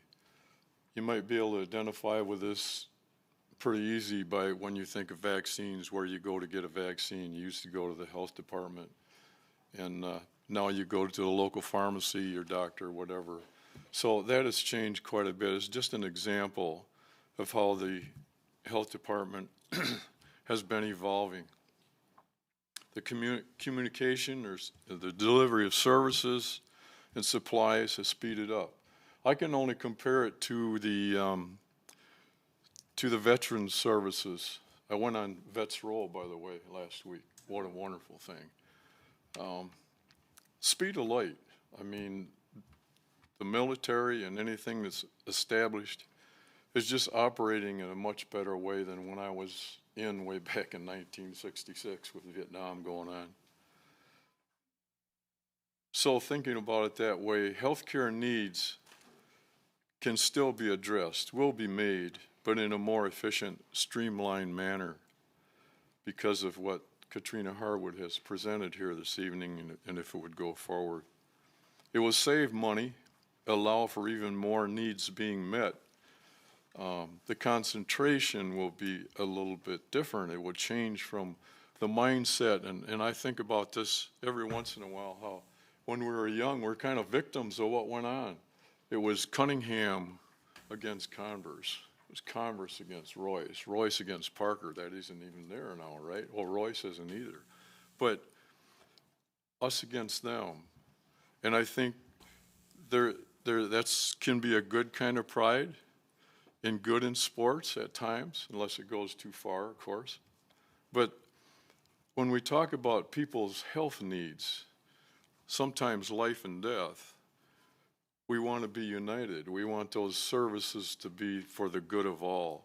So I think we need to get away from a little bit of that. And again, I don't think anybody means to do that. But you and I both know, if you're honest, we're Beloit, they're Janesville. I was raised in Beloit, like I said, most of my life, all my life, except when I was in the military. Janesville is always the enemy. I'll say it frank, okay? But they're not. I taught 28 years in education in Janesville. Those people are fine. There's good people, bad people, just like there are here. So we need to change the mindset, think about maybe some problems, but don't make them the main thrust of the whole thing. Think solutions. Think the future, not the past. Thank you. Thank you. Do we have Jim? Okay. Susan Adams. I wasn't going to talk, but I'm Susan Adams, 703 Milwaukee Road, and I agree with several of the things about I was talking about the health department. Moving. I talked to Katrina earlier today, and she has really good ideas. I do support getting out of the lease at the Eclipse Center, but I think I'm worried about the Rock County Health Department leaving entirely Beloit.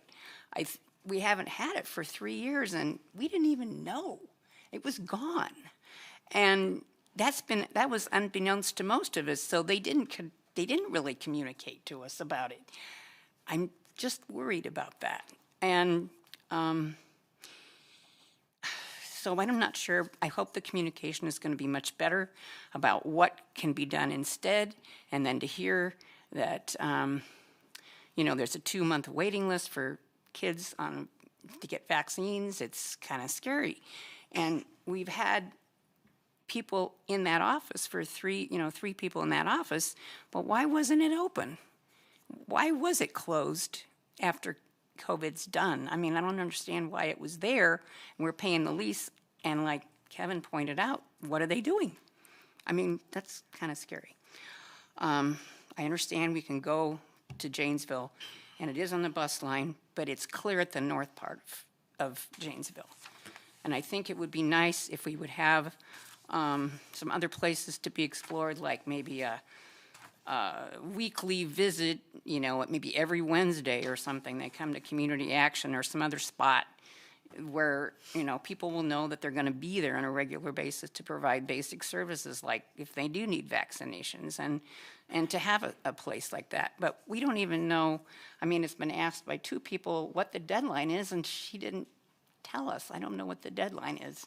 And if we even have any kind of recourse to keep a presence in Beloit. Is it just a done deal? So I'm just concerned.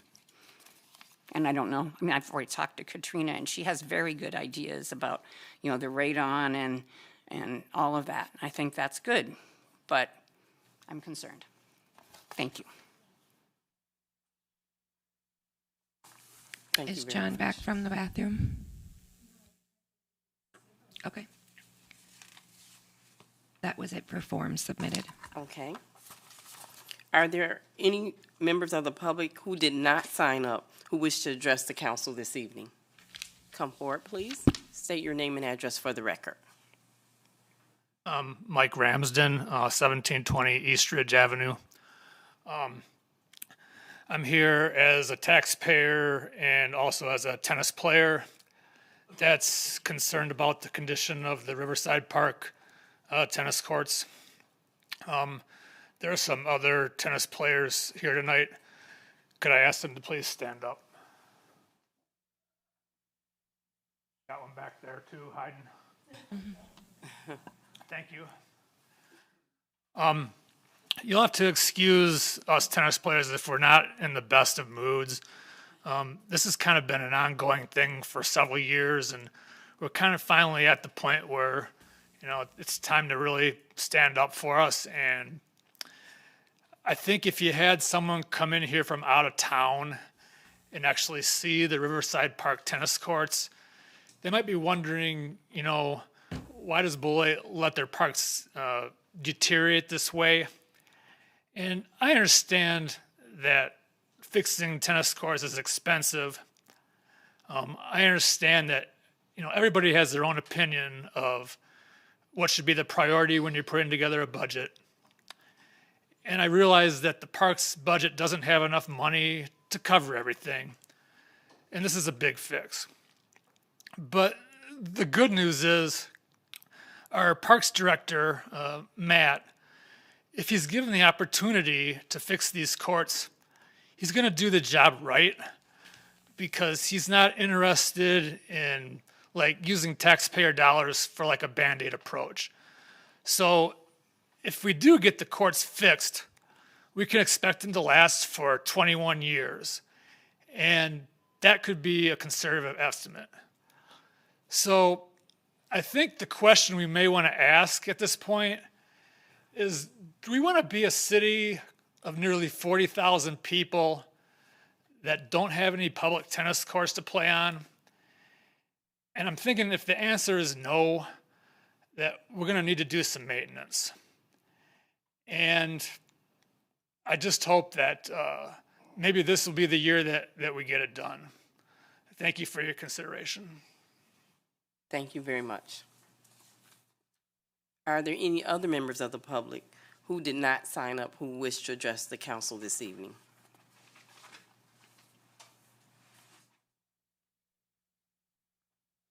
Madam Clerk, were there any public comments submitted by email?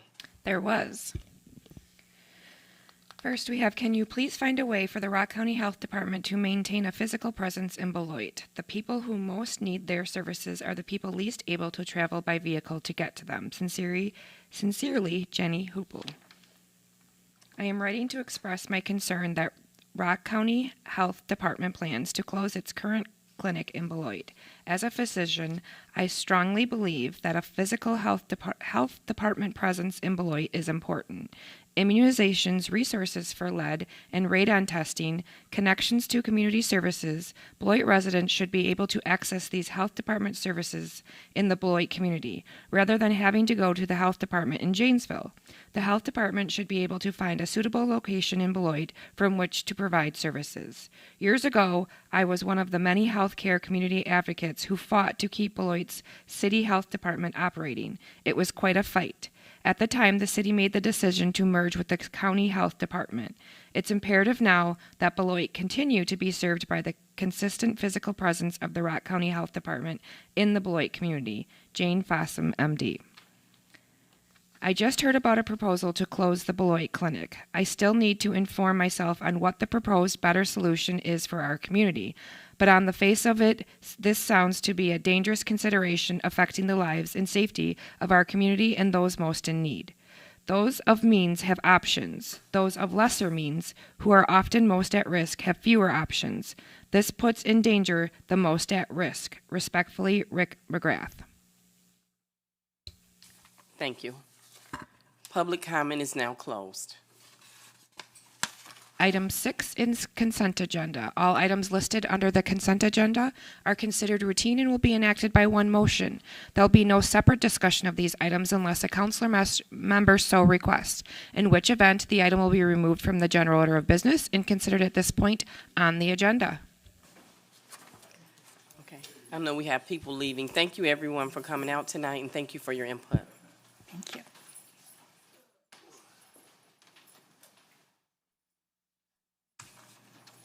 Would any counselor like anything removed from the consent agenda? Yes, Madam President.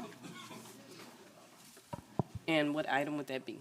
I would like to have item 6D removed from the consent agenda. Okay. And would any counselor like anything else removed from the agenda? Okay, may I please have a motion to approve the consent agenda, including item 6A through 6E and 6F through 6J. Is there a motion?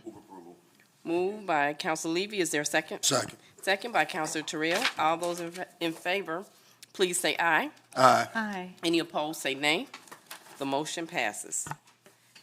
Item 6D, which was pulled from the consent agenda.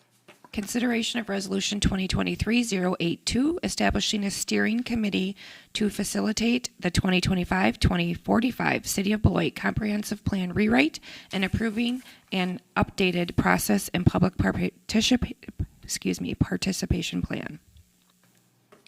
At this time, Julie Christensen will present. So Wisconsin's comprehensive planning law requires all cities, towns, and villages that regulate land use through land use ordinances to adopt a comprehensive plan. Our comprehensive plan was, the first one was done, well, the first one under that law was done on March 2008. You're required to do updates every 10 years. So in 2018, an update was done. Now, at this point, our boundary agreement with the town of Turtle has expired. On that last comprehensive plan, we had kind of no development area into the town of Turtle, so it's important that we update it at this time.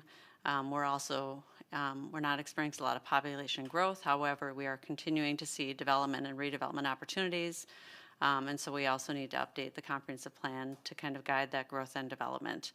The Greater Beloit Economic Development Corporation commissioned a housing study in 2021, which showed a great demand for all types of housing in the Greater Beloit area, which we also plan to address as part of the plan. And so as part of kind of kicking off that process, which we will do on June 21st, is to establish the steering committee and then establish a public participation plan, which is included in the resolution, which is included in your packet tonight. And the intention is to have some kind of a survey instrument, to have focus groups, to have a pop-up events, to have a citywide, visioning workshop, and a variety of opportunities for the public to be engaged. The steering committee we have hired a consultant to prepare this plan. The consultants suggested 8 to 10 people for a committee. We went over that a little bit with the committee. And we tried to have the committee represent our diverse community, and we tried to kind of engage people who haven't otherwise been involved in things. And we've got a couple plan commissioners on here, one who is a very new plan commissioner who is 21 years old, which it's nice to have a young voice on the committee. So what we've brought before you is a committee list and then a public participation plan or public participation process. And then ultimately at the end of the day, when the draft plan is complete, which will be done through that committee process. Then there will be, it'll come to Plan Commission for recommendation before it comes to you. There is a plan to have a community open house before it comes before you, and the public is invited to attend. I mean, the steering committee meetings will be open to the public. Our intention was to say that a quorum of city council or plan commission may be present, so if any of you wanted to attend any of the meetings, you would feel free to do so. So I think our intention is to engage the public as much as possible, and the city manager is committed to making sure things are available in Spanish. So, Thank you. Thank you very much, Julie. May I please have a motion to approve the resolution? I so move. Moved by Councilor Blakely, seconded by Councilor Terrell. Are there any questions or discussion? I just wanted to say, Madam President, Go ahead, Councilor Blakely. thanks. Engaging the community is what it's all about. I'm so glad to hear of your plan. I met Rudolfo, the new member of the Planning Commission that we all met for his interview. I think it's a great roster of people, and I'm so glad you're going to work hard to keep the community engaged. Thank you, Julie. thank you, Sherry. And I just want to mention that I really like the information that you provided in the packet, and you talked about the public survey. I'm glad to hear that that'll be also in Spanish. And also in this plan, it also says that this document will guide the land use decisions and suggest policy changes that support the environmental, economic, and social sustainability. And then also in here, I just wanted to mention that this fits in conformance with our strategic plan, goals 1, 3, 4, and 5. 1, to create and sustain safe and healthy neighborhoods. Goal 3, to create and sustain economic and residential growth. Goal 4, to create and sustain a high quality of life. And Goal 5, to create and sustain high quality infrastructure and connectivity. So I was glad to see that we have those in that report. Thank you, Regina. Any further questions or discussion? Councilor Adama. Is this resolution also encompassing accepting the steering committee? Or are these separate things right now? It also includes. This the steering also committee. includes the steering committee. I definitely do feel a little concerned about the lack of gender diversity in the committee. Is there a process to include new members? Is it very easy to? Because like a 3 to 7 that's a pretty high male majority. I mean, at this point, it's up to the council who they want to appoint to this committee. And I know you had been reaching out, Julie, to various people in the community to serve on and I believe there is some diversity on that committee. Yeah, I mean, in terms of gender, I mean, there's 3 females. I mean, that's correct. There are, basically there's people who are African American, there's people who are Latino. We were trying to have the committee reflect some of the development people out in our communities. So we've got some realtors, teachers. Teachers we thought was helpful because they could be in the schools and they would speak to what parents, and children are concerned with. And then obviously we wanted to include our economic development director, the downtown director, and our basically biggest developer in town. So it was tough with just having, the committee is supposed to be 8 to 10 people, but it's up to the council if you want to, delay action on this to have us have more gender diversity. It's kind of your call, what you want to do.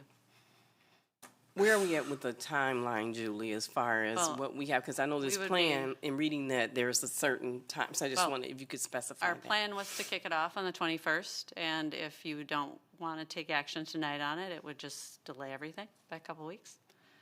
I mean, there's not like the plan has to be done by a certain date. It just... And these people have already been given the offer and have accepted, is that correct? We've reached out to them to see if they're interested. And they have been, so they know that it's subject to your approval. And I just go to say that with this, and other councilors may have questions or have something to add, but I know that getting people to serve is not an easy task either. It's not like one may think, and I know that you had even reached out to me, Julie. I know you've been calling people. I've talked to people, and some of the same people are serving on all these different committees, and it's getting where when we do have committees, people aren't showing up. They come in one meeting, and then they miss a couple others, and we have to remember that these are volunteer positions. That's correct. They're not making money. Yeah, correct. So it's a game to serve your community. But at the same time, we want people who are going to be present. And it seems like these people have been contacted and are on board. Yeah, they are on board.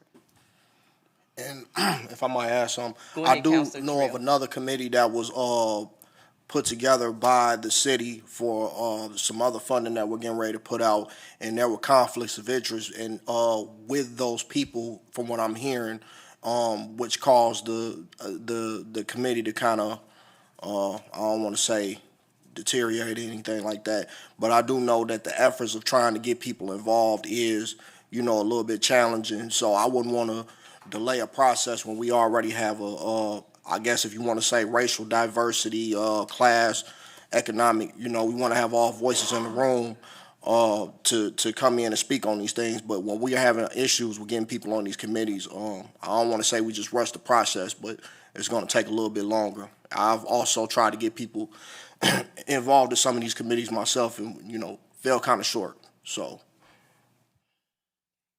All right. Any other questions or discussion? Yeah, I would. Councilor Adama? I would. What was the process for outreach to find out about this committee? I mean, we didn't do an application process. I mean, we kind of reached out to the people that we knew and we were familiar with. So, I mean, if you guys want to create a process, obviously you can create a process. We reached out initially to the plan commissioners because they are the board who is responsible for making the initial recommendations for the comprehensive plan. And 3 of those wanted to serve, which includes Brian Anderson, Mike Ramsden, and Rodolfo Barca, who just happened to be male. We only, at this point, have one female on Plan Commission, which is Mardell, and Mardell didn't want to serve. And then we essentially wanted to include our Economic Development Director and DBA Director, as there's a lot related to development in this process. And then we kind of looked at the realtor community, and Regina suggested Sheila Chandler, who actually is also a teacher. And then They're a great teacher, actually. and then we had worked with DeAndre Jones in the past, and so on a different development proposal. And we felt like, given that Sheila was, originally we were looking at the realtor side, that Sheila was Gateway Realtors, which we felt was a little more maybe high-end real estate, and so we wanted to get a more, I don't know if you want to call it average, everyone else. So we looked at Century 21, and we wanted to find a minority realtor, so we kind of landed on DeAndre. And then we reached out to be honest, to Tom Johnson for some suggestions for people out in the community. And the Latino, we had Rodolfo, and he suggested Francis Castro, who agreed to participate. And then Mark Prushel was a longtime counselor, plan commissioner, and I know he's always had wonderful ideas from a planning side. So, I mean, it was really just kind of put together. I mean, if you want to create a process for people to apply, like you have an appointment review, I mean, that's obviously the purview of the council. So I like it too, Julie. You looked at all age ranges, because even the younger people, you had Kevin Young and some, I just thought. Yeah, and Kevin Young actually reached out to us, out Wonderful. to the city manager, Wonderful. wanting to be, and then he reached out to me about wanting to be on Plan Commission, and we don't have any vacancies on Plan. And I just thought this would be a good opportunity for Kevin to kind of see how this worked, and then if he really enjoyed it, Plan Commission, there could be an opening in May. And so, I mean, it kind of, that's how it came together. And we reached out to Dan Schoof because he has been involved with the college, with the community, and in the past he has expressed interest in planning type activities, and so that's kind of how we landed on Dan. So it kind of was staff all coming together to kind of put together a team and reaching out to people, and some people didn't want to participate. Jay Elliott, who's on Plan, we also reached out to him, and he just didn't have the time commitment. He's busy with sports with his kids, and he said if he couldn't give it all, he didn't want to, participate, so he's still on plan, but, so that's kind of how we put it together. So that's not like that's a formal process, but we just kind of did our best to kind of pull people together.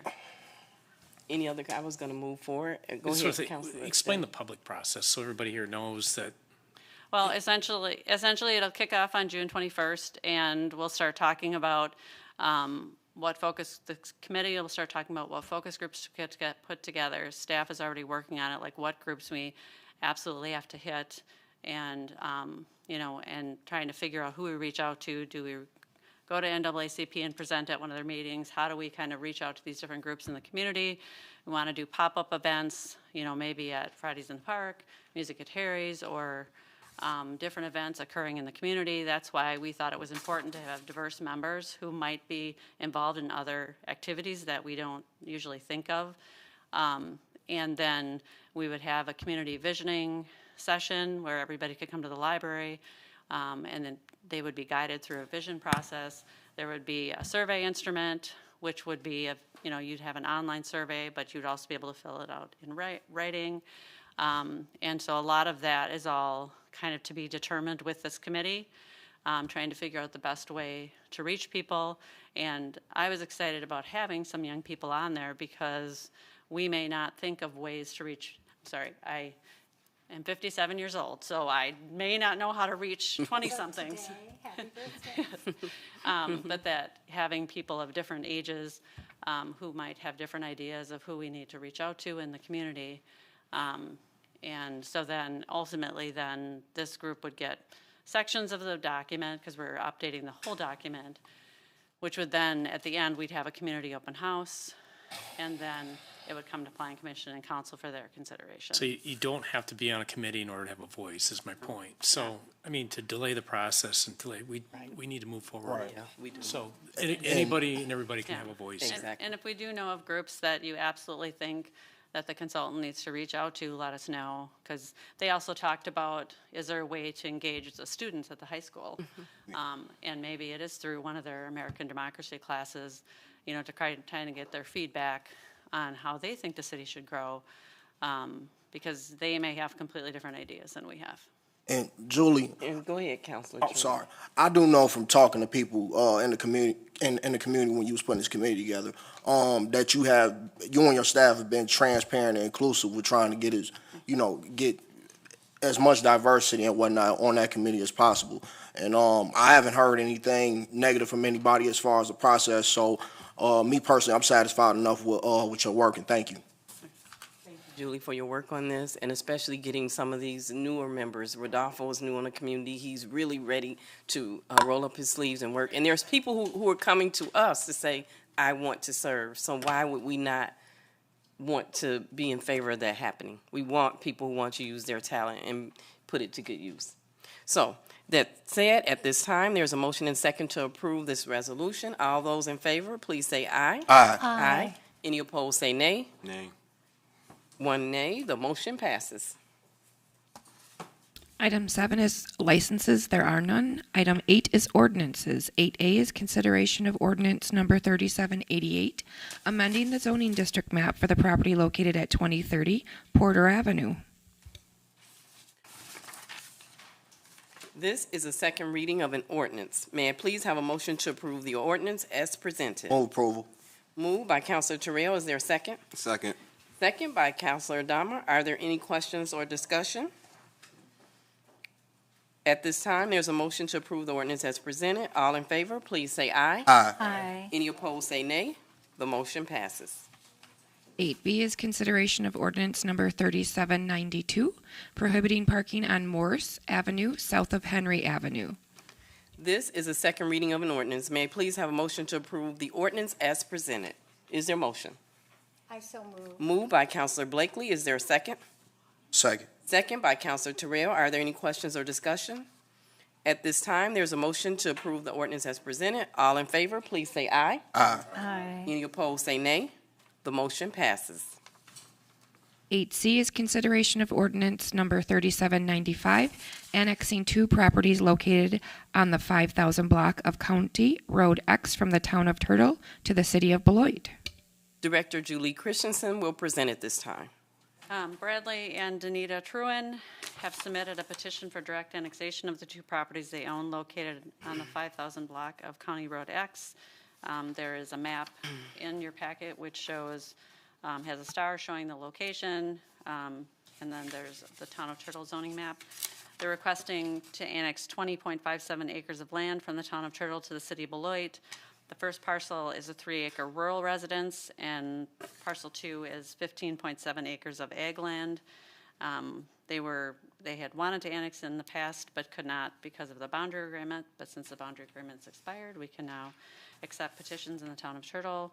This did go to the State Department of Administration, who determined the proposed annexation is in the public interest, and the Town of Turtle clerk was notified of the annexation request. Plan Commission reviewed this item on May 17th and voted unanimously 6-0 to recommend approval of this request. This is on your agenda for first reading tonight. Thank you, Julie. Is there a motion to lay the ordinance over for a second reading? Is there a motion? Motion made by Councilor Day. Is there a second? Second. Second by Councilor Terrell. Are there any further questions or discussion? At this time, there's a motion and second to lay the ordinance over for a second reading. All those in favor, please say aye. Aye. Any opposed, say nay. The motion passes. 8D is consideration of ordinance number 3796 to amend sections 1.77 sub 9, 1.82 sub 2 sub B, and 1.82 sub 9 of the Code of General Ordinances of the City of Beloit pertaining to quorums and membership for Board of Appeals and Equal Opportunities Commission. Director Julie Christensen will present on this item as well. So both Board of Appeals and Equal Opportunities Commission have had difficulty getting quorum for their meetings. Therefore, they haven't been able to conduct business. So Board of Appeals consists of 5 members and 2 alternates. And then the current ordinance requires 5 members for quorum. I think at one point state code required that, but that has changed since then. So you now only require a simple majority for quorum. So at this point, we've been having a difficult time meeting because we can get 4, but not 5. And so if we can reduce the quorum to 3, they can conduct business. And then EOC currently has 6 or 7 citizen members and quorum is 4. We're proposing to reduce the number of citizen members to 5, and which would then reduce quorum to 3. Even though we have 6 members and people say they can all attend, and Megan calls around and reminds everybody, somehow something comes up at the last minute and we don't have enough for quorum. And so right now we have 6 members, but 2 will be going off by the end of the month. So if we reduce the number of citizen members, which then reduces the quorum, then we believe we'll be able to meet, because she has consistently had 3 people who attend every meeting and then they have to call it. So this ordinance would allow both of these boards to meet.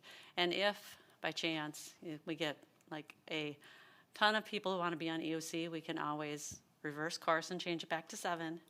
But this would help EOC, and I think Megan's trying to get the board engaged with doing the, dealing with the impediments and the analysis of impediments to fair housing, and get them involved in different activities. And people have signed up and been very excited, and then the committee was unable to meet.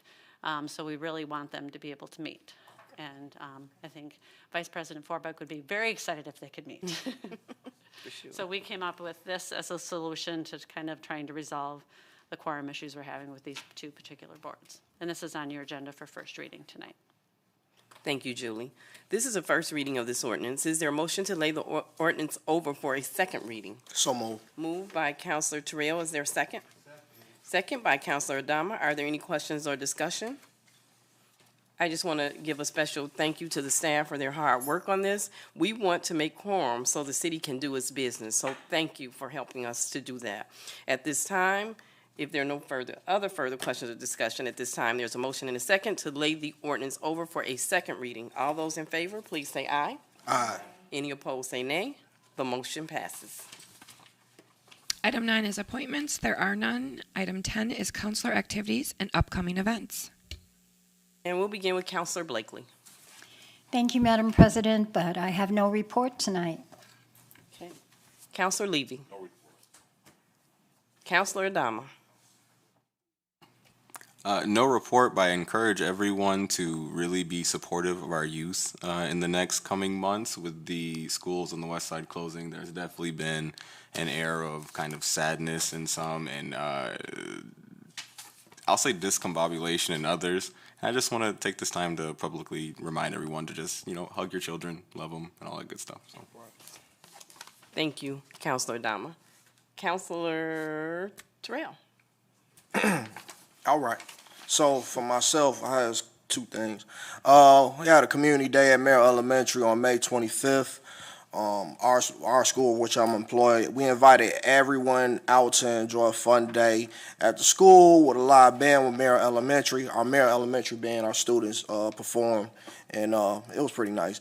Many of our local businesses and organizations that came also came to Merrill to provide info to our residents about their programs, valuable information about their programs, as well as our Beloit police and fire departments that came and supported while allowing families to explore the inside of a fire truck, police car, ambulance, letting them just see the ins and outs of what they do and talk to them about it.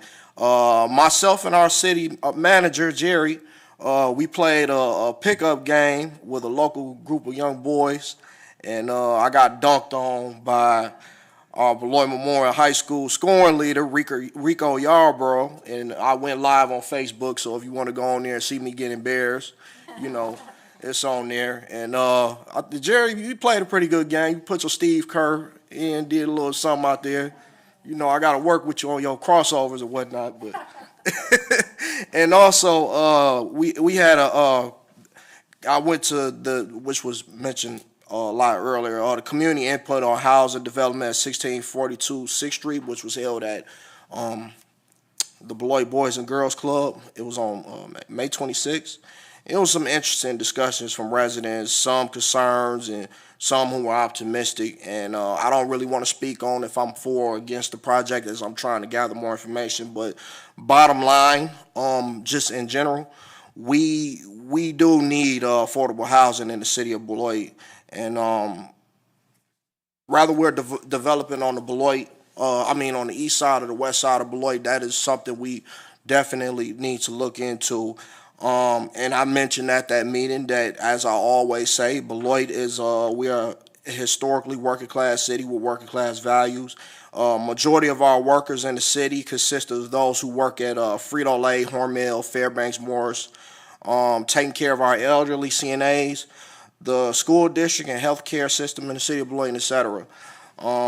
With today's struggling economy, housing is a huge issue. It's something we definitely have to address, and I'm hoping we can come with some solutions sometime in the future on addressing those needs. And I also mentioned in the meeting that, the taxpayers, I'm always concerned about the taxpayers. So as things go up, we have taxpayers who are concerned about people, using government assistance and whatnot. So we might need to address these issues that will deter people from having to go on government assistance, such as housing needs and whatnot. The costs of everything going up. We don't want people not being able to afford to live in a house and they're getting on government assistance, which is on the taxpayers' dime to make a living rather in the city of Beloit and in the country. And we also want to welcome business into the city of Beloit as well. And I believe, personally, living it myself, we have to address those housing issues. Once we address those housing issues and we get those costs down, we'll have a lot more citizens being able to invest in our business that we're able to welcome in the city of Beloit, which is good. And it's always good to bring those jobs here, which indicates a thriving economy in our city. So I just kind of wanted to put that out there, just a general statement as far as our housing needs, and that's my report. Thank you, Councilor Terrell. Councilor Day. All right, we got a minute. I'll just take 1 minute. So I wanted to thank our city manager and state rep Clinton Anderson. We got to attend the Fire Ops 101 challenge, which, Kevin, you missed it. It was great. It was great. It was great. Beloit Fire Department invited us. David Hansen, Chief Pease, and Chief Griffin were the three that went with us. They coached us and held our hands throughout the day. I got to see our city manager, witness him actually pull a burning it wasn't burning, but it was a sand dummy out of a building that we did a search in. That was, I tapped out on that one. I couldn't take it. So, but he did really well. It was heavy. It took 4 people to get it out. So. Just to be clear, it was definitely Representative Anderson carrying a lot of that weight. Literally, he did most of the I load. had the legs. He had the chest. So I will say it does give you appreciation for the work that they do, and you know, the risk that they take, and then the mental health. They talked a lot about that too. So it was a really good event to experience what they do on a day-to-day basis for firefighters. So I would recommend it to anybody that has a chance to do it in the future. But thank you. Thank you, Councilor Day. Now for my report, I just want to say I appreciate the input from our residents who spoke this evening and those via email. I just want to let everyone know that we hear you. And then that said, I just want to thank everyone who came out for the unveiling of Women's History, the Women's History Month photo. On the first floor of City Hall, we now have a beautiful portrait that recognizes women of all backgrounds and walks of life who are making an imprint in our city. We join together in solidarity, wearing white, showing what love looks like here in Beloit. Heartfelt thanks to Betsy Smeekin, Beth Krieger, and Dr. J.B. and Janet Elsing for helping to take on some of the expenses to make this happen. It was a truly very historic and significant moment for every woman that was involved, and I'm sure it will be remembered for years to come. For my counselor, thank you. I'm just going to interrupt you long enough to say thank you for pulling it all together. It took all of us. It took a unit. It wasn't just me. So, but thank you for those kind words, Sherry. For my counselor activities, I attended the Visit Beloit Board meeting, the Business Improvement District Board meeting, and the Memorial Day Parade with our city manager and counselors. We are grateful for those who gave their life while protecting our freedom. Also, I joined our city manager to welcome the veterans home who participated in the Veterans Honor Trip to Washington, D.C. It was a great opportunity to cheer on our veterans and show appreciation for what they are doing for Beloit and our country. That said, I want to give a special shout out to Mark Finnegan and the Vets Roll Group for organizing that important event. This year, they also did something new and started a youth movement, including 18 assistants on their trip, ages 27 and younger. So heartfelt thanks to Mark and the Vets Roll team for their great work in this effort and for shining a light on our heroes. You all are truly amazing. What you do for the United States of America is immeasurable. We applaud and celebrate you. In addition to that, I toured the Rock County Restoration Substance Abuse Recovery Center with Rita Key, who is the founder. They are offering a faith-based long-term residential drug and alcohol recovery facility that serves those struggling with addiction. It is located at 2091 Show Pier Road. If you want more information, you can reach out to Rita at 608-346-4832. I also want to say congratulations to Diane Hendricks for making the list of America's richest self-made women. And I know someone shared with me she was on Good Morning America last week. So I just want to say to Diane, thanks for being a change maker who's making Beloit proud. Also, the public notice for the 2024 CDBG, Community Development Block Grant Funds, it's posted. All the information and sessions are listed on the City of Beloit website. There is a new pre-application eligibility checklist for agencies, which will be released on June 19th. Any questions, please call Megan McBride at 608-364-6738. Also, I just wanted to be sure and mention this tonight, and I hope everyone's listening. I know firsthand that our city staff is working very hard to ensure we are providing outstanding public service, and I ask that the public please feel free to reach out to us, but also to help and be patient. We have over 35,000 residents, and city staff are prioritizing accordingly. So I just want to make that note this evening. And last but not least, We give our deepest sympathy and condolences to the family of Esther Humphrey, who was one of our team members at the Beloit Public Library. She pleasantly greeted every person who entered the library doors. Esther will truly be missed. Let's keep her family in our thoughts and prayers. This ends my council report for this evening. Next, item 11B. We had 11A earlier, so we're... It's okay. All right. And Jerry, our city manager, Jerry Gabrielatos, will provide us with an update. Sure, just some updates. Julie, Terry, and I will be meeting with Council President Duncan and Vice President Forbeck to discuss the next steps about the proposed or the project on 6th Street, and we'll keep the council and public apprised of that. As it relates to tennis, I know Mike had contacted you via email. I also spoke to him last week or the week before that.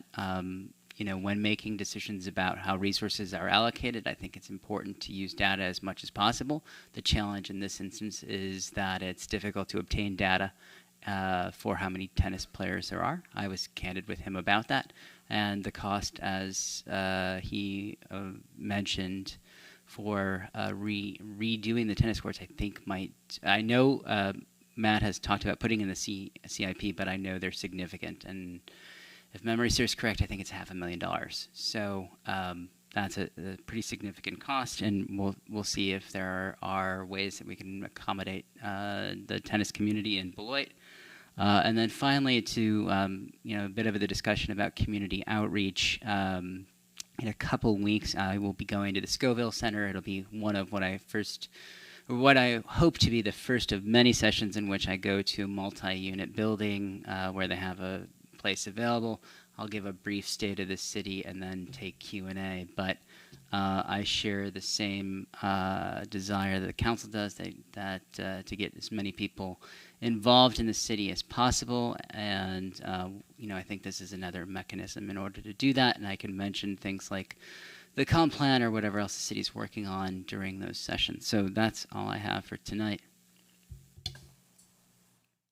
Thank you, Jerry. Item 12 is reports from boards and city officers. There is none. Item 13 is adjournment. May I please? May I please? Wow. So I have a motion by Councilor Levy, a second by Councilor Terrell. Any questions or discussion? At this time, we have a motion and a second to adjourn. All in favor, please say aye. Aye. Any opposed, say nay. The motion passes. We are now adjourned. This ends our city council meeting for this evening.